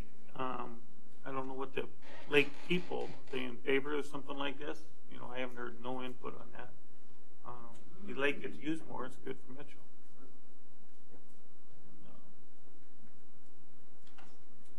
Well, when we're finalizing budget too in a month or whatever it may be, I mean, if we earmark it tonight for lake development and boat ramps, I mean, obviously the public has plenty of time to get a hold of each individual's council members, and we can always remove it come September also if we decide not to put it in there tonight and change it. Maybe by then if somebody knows here's what we're going to do, and somebody finally says, wow, I didn't realize we can do it, you never know, maybe a Troy Hellboyd's knocking on our door saying, hey, I'll take this over. I already put in all the other boat ramps, I'll do this too. I mean, maybe it finally makes somebody realize how important and that we're serious about it, and maybe somebody else will raise their hand now finally. We can always pull it out in September too. And that's my point too, is I prefaced right at the beginning that I don't want the city to be in the marina business. But if this maybe spurs a conversation, and then like you said, Marty, maybe a private individual will approach us because over 70% of the lake frontage is public land, and they know that they more than likely couldn't put them in. Well, maybe now that we show that we are possibly with the game fishing part,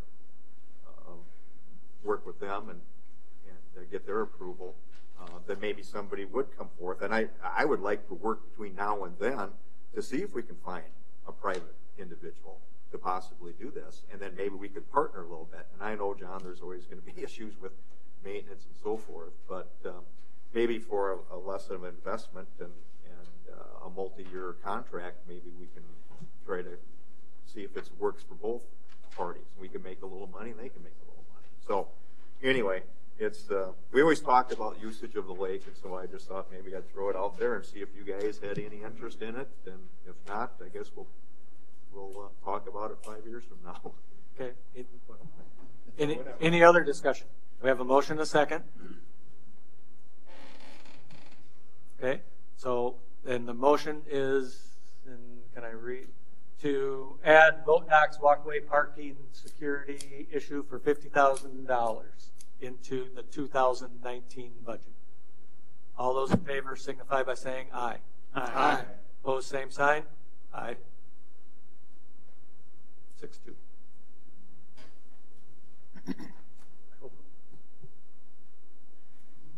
I got one quick proposal too. Yep. Hitchcock Park, but you know what the basketball courts are on the east end of Hitchcock Park? What the tennis courts are? Yep. There's I'd just like to see them put 2 street lights up there. I drive by there a lot now. I never noticed it before, but when I go by there, when it's dark, there's 3 or 4 people that got their their headlights on their vehicle out shooting hoops. In that area, the park is a pretty dark area. I don't think it costs a whole lot. Just put a couple lights in. They go off at 11 o'clock at night, and I don't think it would hurt anything. To be honest with you. You mean a couple LED lights like they did? Like a couple street lights out there. Yeah, they could. I talked to Nathan about it earlier, and Yeah, we had to pull it out of our line item budget to make budget, but it was about $5,000. Was it part of this 125 that you recommended cutting, Nate? No, it was not. That was separate. Where was it at? It was in my line item. It was below 5,000. We had like 4,900 for it. In just our, I don't know. I mean, I think it needs to be. That end of the park is definitely not very well lit either. I mean, No, it's behind the old shed or the old park and rec office. Just repair and maintenance. So and it because gets that used a lot. Yeah, because that's not on the street, that wouldn't be under the same. I'm looking at you, Terry. Because that's not on the street, it wouldn't be under the same arrangement that we have with Northwestern Public Service. Is that correct?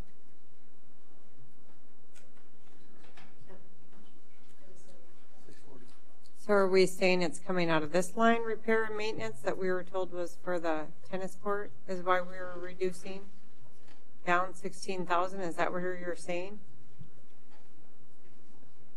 Under park? No. I mean, in the budget, we were told that it was for the tennis court, that we were moving a total of 16,000 for that. So we currently have. I'll have it to you in a second. So. Okay. We could do some checking with Northwestern, but we might be able to put a ready guard or 2 ready guards there.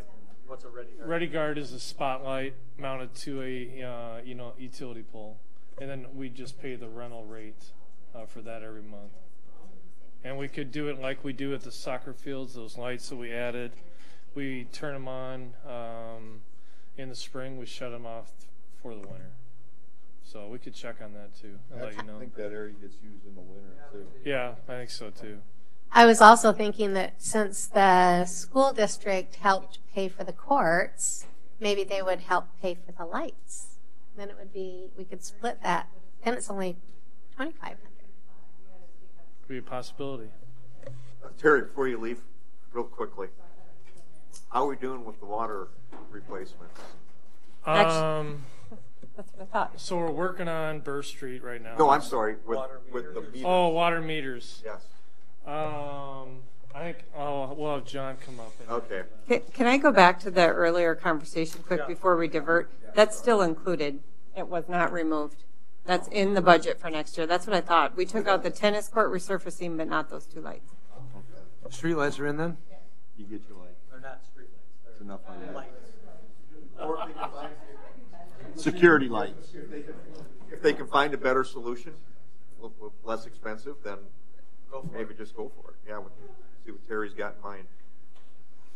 On the water meter replacement, I believe when I took over in February, we were up to around 100 and some, and we're right around that 20 range. So it is coming slowly. I myself took the list and started calling people and listening to some of their concerns and just told them, I would put it in my own house if I lived in town. So Did- there's a did lot of skepticism about, you know, giving off radiation and stuff like that. Yes. Did the fees and the fines that, Well, we have some places that are being fined $50 a month to have it in, and they're willing to pay it, I guess. Great for them. What are they hiding? There you go. We earmarked that money. So I guess if they want to continue to pay the $50 to us, we'll let them. I mean, our goal is to get them replaced. There's some of the areas where we do have a new meter, smart meter, to where we can shut off water with the meter. So, well, obviously, that's the last thing you and your crew want to do every month is go out to 20 houses that are probably on all four corners. So yes, we talked about continuing to increase it. So we'll see. It's helped. The increase helped a lot when that took place. We've seen action. So I would recommend forward. then. Was it January that we increased this last time? Yes, I believe it would have been. Okay. So $50 a month. I would say we're maxed out. Yeah, I would. I think the original increase was what, $10 a month they were charging people, and then after we did the $50 increase, then they go, well, we didn't even know we were getting charged $10. Well, guess what? You're getting charged $50, so that got their attention. So it has helped. So what number do you think? I would say it's in the 20s, 20 meters. $75 in January. Take it up to 75 in Januuary. Next well, January, we could increase it another. I guess my goal is just to get it done and over. Oh, of course. So Is it all residential? Or eventually you're going to reach a point where residential. they're going to notice. Yes, mainly. But if you every year go up $25 till they do it. are they worried that we're, Hell, there's just some people don't want you in their house. Period. For whatever reasons, I don't know. Well, give it some thought, Mayor, and come back to us when if you got something that you want to propose.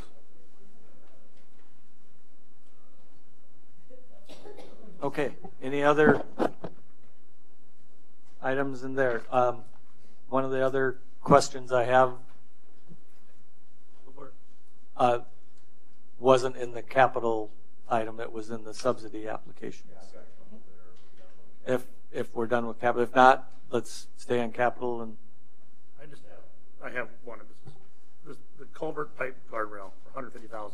I know we talked about it the other day a little bit, but maybe I'm just confused and I apologize. But what do we spend for $150,000? Seems like a lot of money. You mean $150,000 for a culvert pipe guardrail? Is that you, Kevin?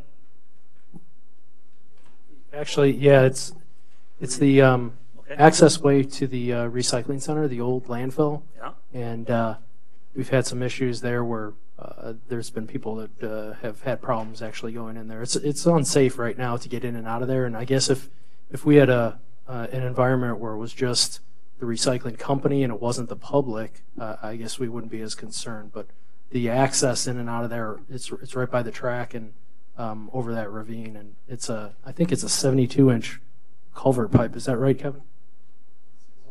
The culvert pipe, the recycling. The entrance into the old dump. You've been out there. You can't put signs up that say you've got to turn now. How Go many slow down accidents with 10 a miles year? per hour turn or go off the ledge. Two. I think there's two, and they'd have to be towed out. What's that? what was that? I said that there's about 2 accidents a year where they'd have to be towed. Is that with dependable cycling that's up there, or No, that's the public bringing their recycling in. And just for those listening that maybe aren't following too, with this item, it's not a general fund contribution that's coming out of the landfill expense. Yeah, but Just make sure. I agree, Marty. It seems really expensive solution to. You know, I'm all about safety. I'm just the make- minimal to- people that to a use it. different problem. You say no and somebody goes in. Yeah, I know. Very few people, go in and out of that same place. spot all the time? would signage help? I don't think so because the access is so narrow across that culvert pipe, and we've had some erosion around the culvert pipe. And there are no guardrails as it is. Or we could look at other avenues to decrease that cost. But the size of the pipe and the actual width for traveling right now, you can only get one car in there in and out at a time, and we just want to make sure it's safe.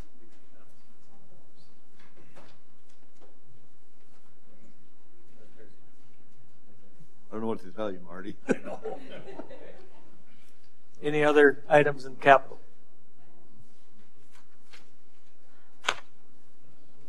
Okay. I had at least one request for comment on subsidy application, maybe more.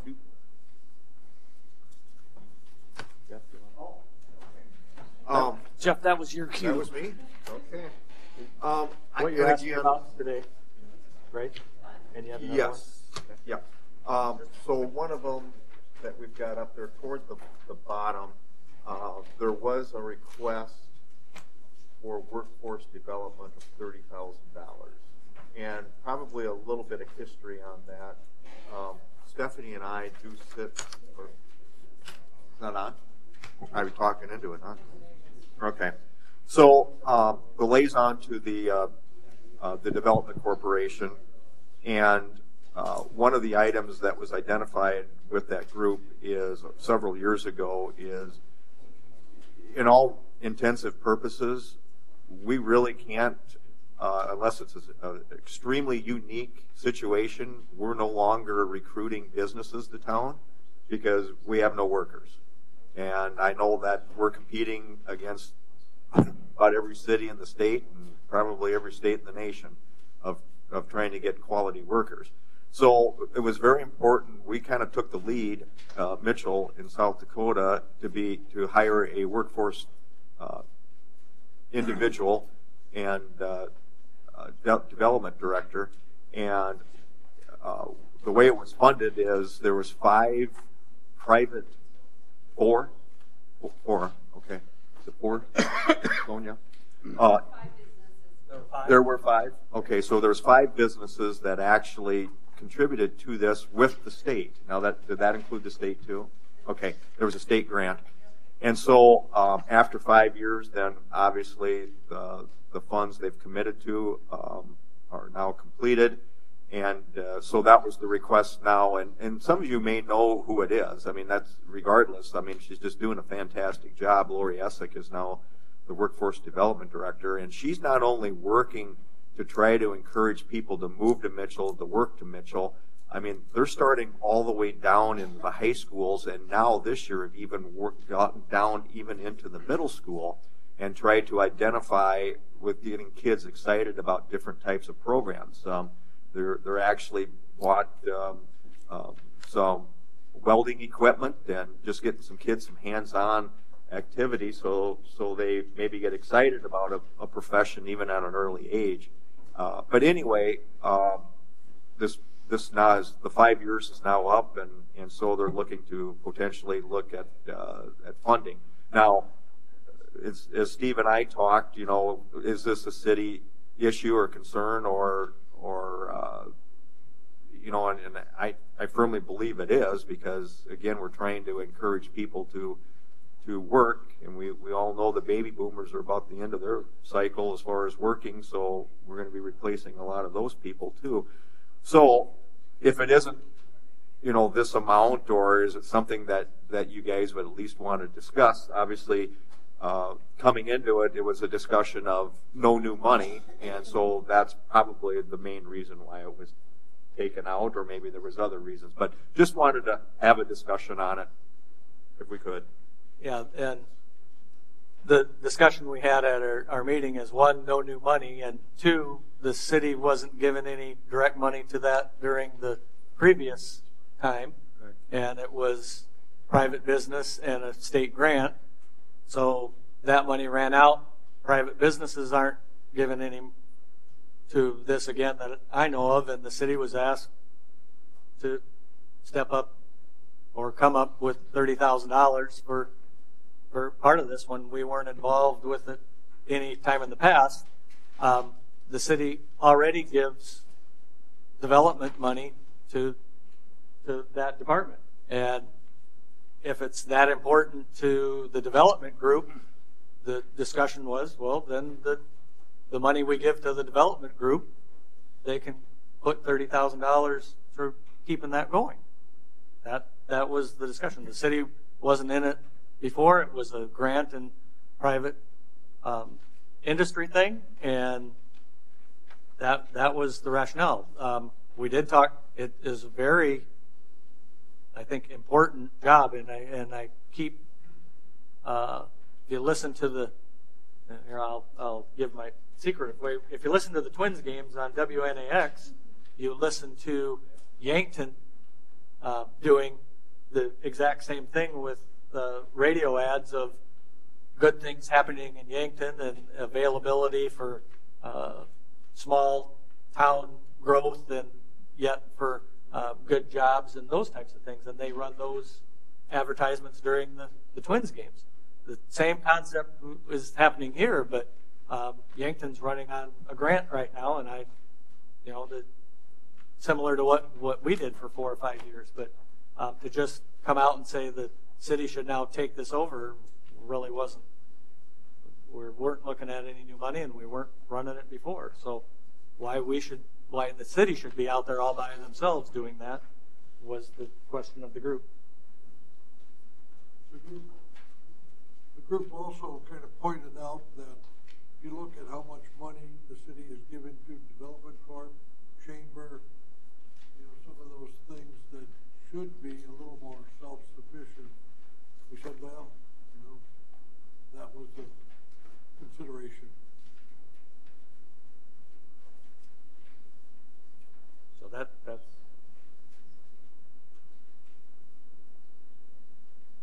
any Tanya, any comment? I'm really not able to do that on behalf of the Development Corporation. Okay. Yeah, I understand.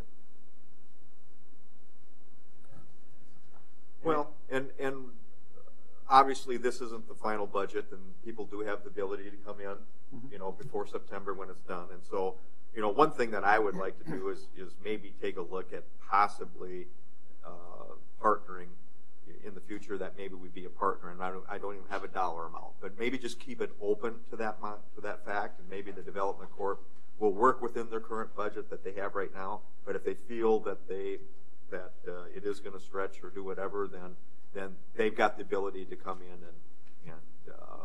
and make a presentation. And of course, partnering always has a tendency to go a little further than 100% us. So and Jeff, that was part of our comment during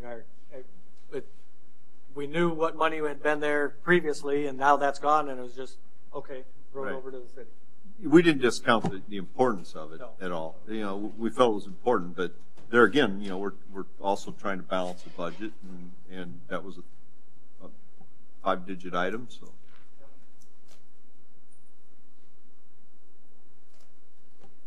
Okay. Any other questions?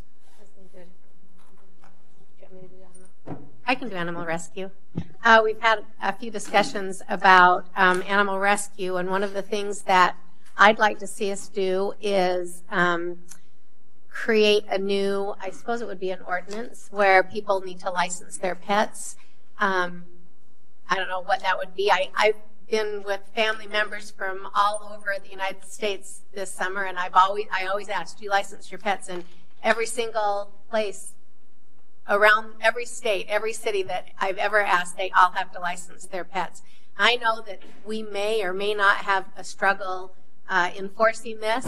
Be that as it may, we have a new animal control officer, and I think with the new animal control officer, this is a perfect time to implement something like this and then allow that money that is raised by that licensing of pets to go into the animal rescue fund for them to assist them in the good work that they're doing. And then we've also talked about putting that hand in hand with taking any money that they rescue that would have been earmarked for euthanizing those pets and let them have that money. Mayor Everson thought. What I was thinking is we would try to find a way to take the money we save from euthanizing and use that money to help fund animal rescue in lieu of doing a licensing, which we used to license pets, did we not, Lyndon? And it became nobody was doing it. So, and then what do you do to enforce it? So, rather than have an unenforceable ordinance, to me it makes more sense to see if we can't work out. And I've given the contract or the old agreement to Justin, and he's working on it. How much do they get for euthanizing? Do you know what that number is? It was in that agreement originally. Yeah. Well, so one number that I've heard I is thought it 200. was like $200. One I heard was 200, and one I heard was like 40.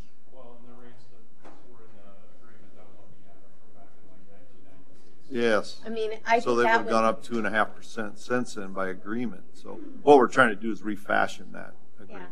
I mean, I just want to make sure that we're allowing this organization, which is doing a really important work, in my opinion, to operate. And I think that that's a good start. If nobody licenses their animals, they don't get any money for it. So, but if some people do, you would. so if 3 people do, you get $15 that or whatever. I guess I don't know how much a license would be. Why didn't we quit, Lyndon? Do you know? People Do you remember? weren't doing it. Just because they didn't. Some just thought it was. I mean, we were writing tickets for it on a regular basis. Uh-huh. And then would the people go and get their animal license? And some just were not collecting them. And we'd get their dog. They would abandon them because they'd be facing the $100 ticket. Well, then plus the $10. Then you're right back to where you are now. Right. Yeah. Well, okay. So if we can work, and we had that discussion. If we can start with that euthanization, I'm not going to permanently wipe off my desire to have pets licensed, but let's start at least with that. And I know we talked about that. It doesn't necessarily require any action necessarily. I don't think so. I guess we're trying to get through a new agreement and update it because it's from 1998, so it's 20 years old. And nothing's been done that I can tell since 1998. Do you know of anything, Lyndon? Nope, we're following the same contract. It just automatically increases so much per year. Right. I think it was 2.5% per year. So, hopefully we can come to some new agreement and figure out how we can use some. Right. Okay. I mean, I understand where they're coming from, but like I said, we were trying to balance the budget, and we had said no new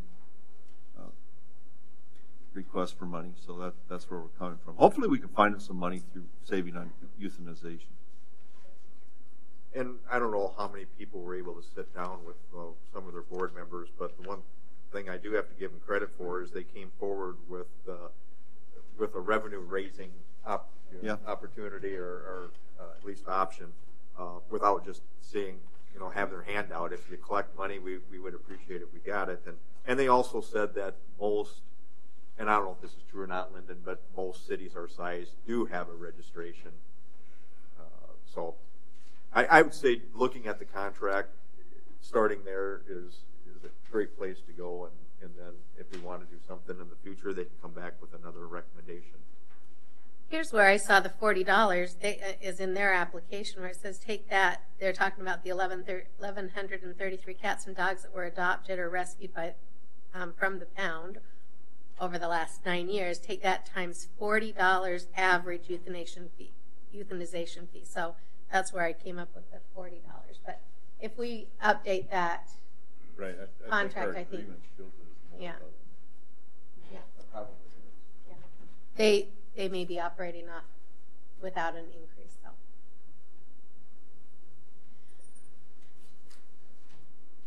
So I have another one. Are we ready to move on? Okay. Was it your birthday too, Aaron? We're past our 7 o'clock meeting time. Do you want to wait? Do you want to wait and do this next time? Go ahead. Just keep on rolling, huh? Okay. So I would like to talk about the prehistoric Indian village.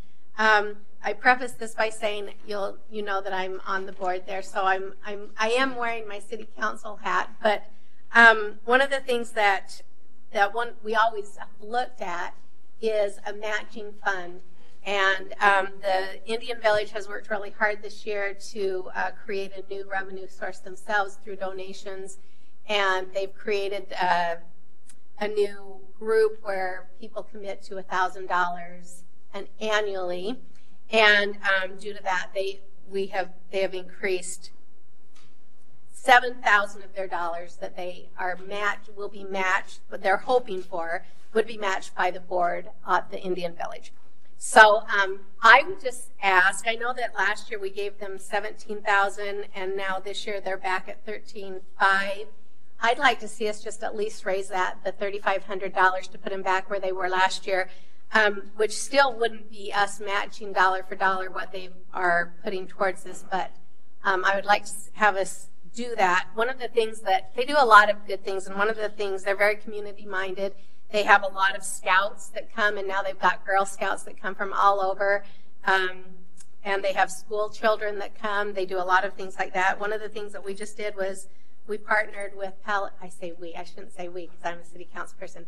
They partnered with Palo City Peddlers and helped them, allowed them to build the bike trail to go through the village. And so I would just like to see us acknowledge, you know, they were #1 on TripAdvisor this summer, which I think is a credit to the good work that they do out there. So I would just like to see us at least give them the extra $3,500 and match what they received last year, which was $17,000.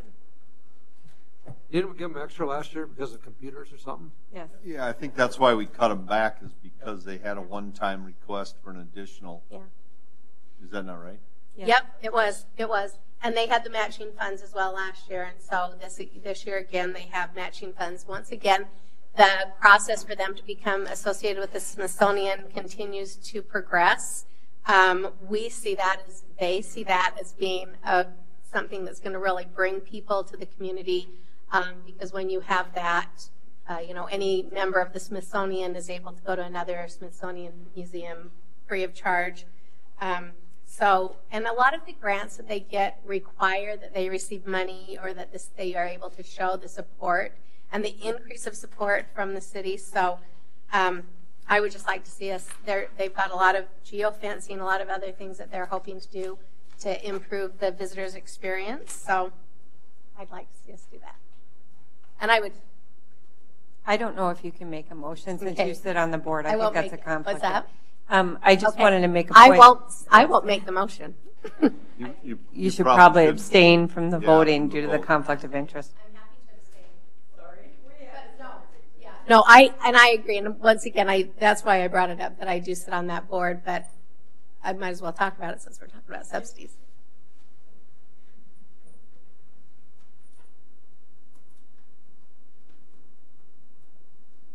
Well, I'll start out, or Anyone willing to make the motion? Yeah, I'll make the motion to increase it to 17,000. Okay, we have a motion and a second. Discussion. I will give my input. The discussion we had during our meeting is, why is the Indian Village singled out any different than any other tourist attraction in town that is coming and asking for money? I don't really know why. Susan, everything you said about them trying to increase and being good from a tourist standpoint, we could say probably about 10 or 15 other places in town that also do their own advertising, and the city isn't giving them any money. Also, I believe it was back in 2010 or 11, they stood before us when we forgave the loan to the Archeodome to the tune of, I think, either $500,000 or $1 million, that they would never, ever come back and ask for money again. And in 2012 or 13, they were back asking for money. Based on that, the city gives CVB money for marketing, and the Indian Village is included in that marketing. Why we give separate money to the Indian Village versus any other tourist attraction, I'm at a loss as to why that is that way. Yes, they are a very unique entity, and it is personally to me a really cool, neat place. They're doing great work, but does it warrant separate city funding is a question in my mind. And my response to that would be that I do think that they perhaps have a more, I mean, obviously the Corn Palace we do give more money to. That's a tourist attraction that we do give more money to. They do potentially have a greater economic impact. They bring the people over at all their own expenses. When I visited with board members, the business plan coming out for when we forgave the loan was that they would have 30,000 visitors in order to make their business plan work, and they have never approached that in the time since I had that meeting with them. And that is part of the reason the business plan that they came up with to finance and run, they have not been able to meet. And I guess I could say that about a whole bunch of other businesses in town too, and the city isn't in the job of making up their deficits either. I remember last year when, obviously everybody took a haircut 2 years ago and had everybody felt the pain. And then last year they came in with a higher number, and then we said, no, everybody's going to stay the same because what's fair is fair. But they made a presentation of, you guys helped us out with the new software 5 years ago. That particular software is now up, and we have to renew it, and it's working very well. So we hate to see it go away, but we really don't have the money to do it. So would you guys help us out this year, and then we can go back next year to the same number? And that's what I remember was said. And so that's what I'm going to support is the fact of they've got their software, and probably 4 years from now they'll probably be asking for an update again. But I appreciate what they're doing, and I think they're doing a fantastic job. But I guess that's what they committed to last year, and that's what that was the way I remember it. If you guys are different, then you can refresh my memory.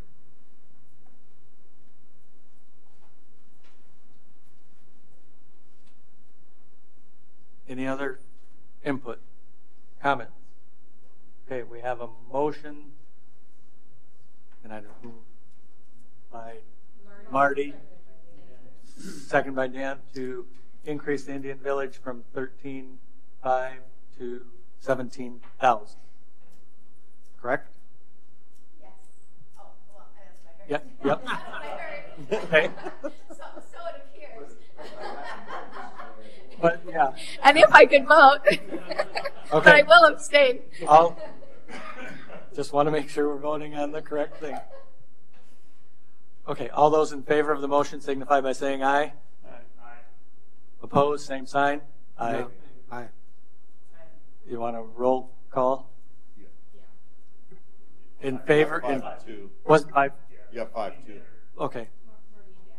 Marty and Dan. So yes was Marty and Dan? Yep. Correct. And no was the other 5. And one abstain. And one abstention. Susan abstained. Okay. Susan, next on your list. I don't have that. Oh. Look at that. Oh. What? Any, and we don't really have a. Again, I'm kind of catching up here a little bit, but Yep. was there any discussion on Dakota Counseling? Has not been yet. No, we just reviewed at the last meeting that it was brought down from the 2018 level due to, I think the comment that was made at the last meeting, because that might have been before you were here, Jeff, after you were gone, was that the city was over double all of the other and governmental entities that were serviced by their service area combined. And so they said they reduced it. No. I think the comment, yeah. There's 9 counties served, and we were doubling what everybody else Combined was. So they said until the other governmental entities increased. I think that's the comment that was made. Okay. Any other questions, comments? And then Stephanie, you'll take all our pluses and minuses and comments and other stuff, and we'll come back. Will that be item of review prior or part of the council meeting? Well, my recommendation is going to be, the public hearings are when you have your hearings to take public input, but it is very complicated to make changes at that point for staff because they've already got everything published. So if you'd like to, I could put your list of discussion items together and you could do a short one before the next meeting. Yeah. Next Monday? that way, if there's other changes, it would just be a lot easier for the finance office to be able to get their document put together correctly than have to make changes after the fact. Okay. So you. Yeah. Does that work? Yeah. And Stephanie, you included workforce development, but that is obviously. Oh, yep, that's back out. And then the only other comment that I'll make, I don't want this to sound odd or anything like that, but 2 years ago you did cut back your contingency budget because you needed to balance at that time.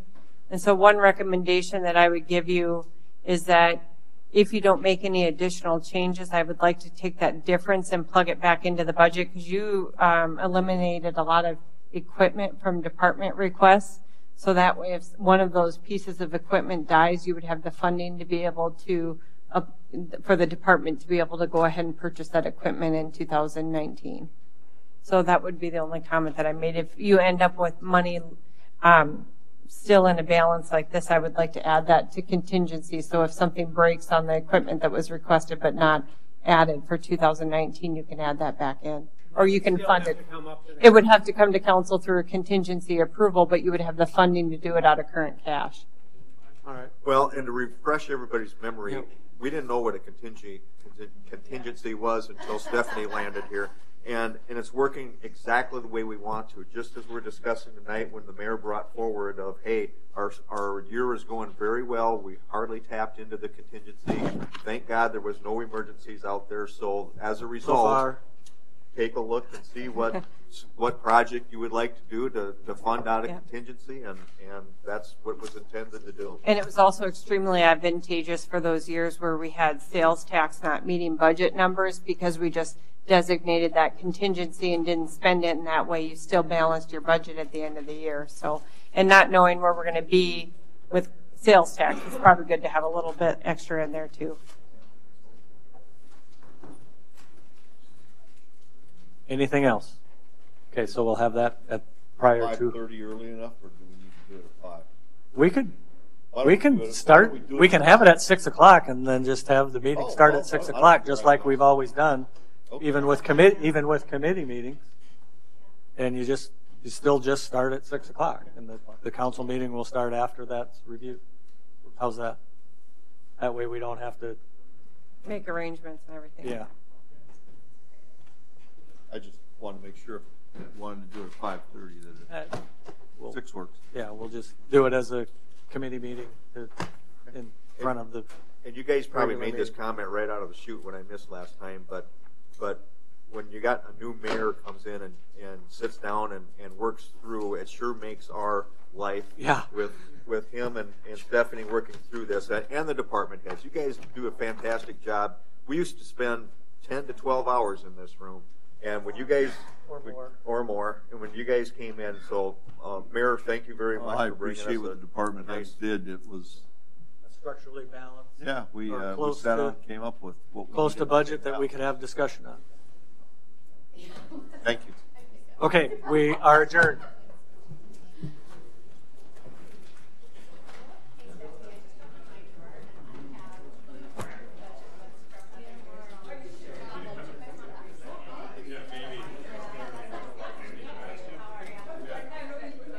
Let's go, Johnny. How many teams end up with? All right, so 42 is a good number.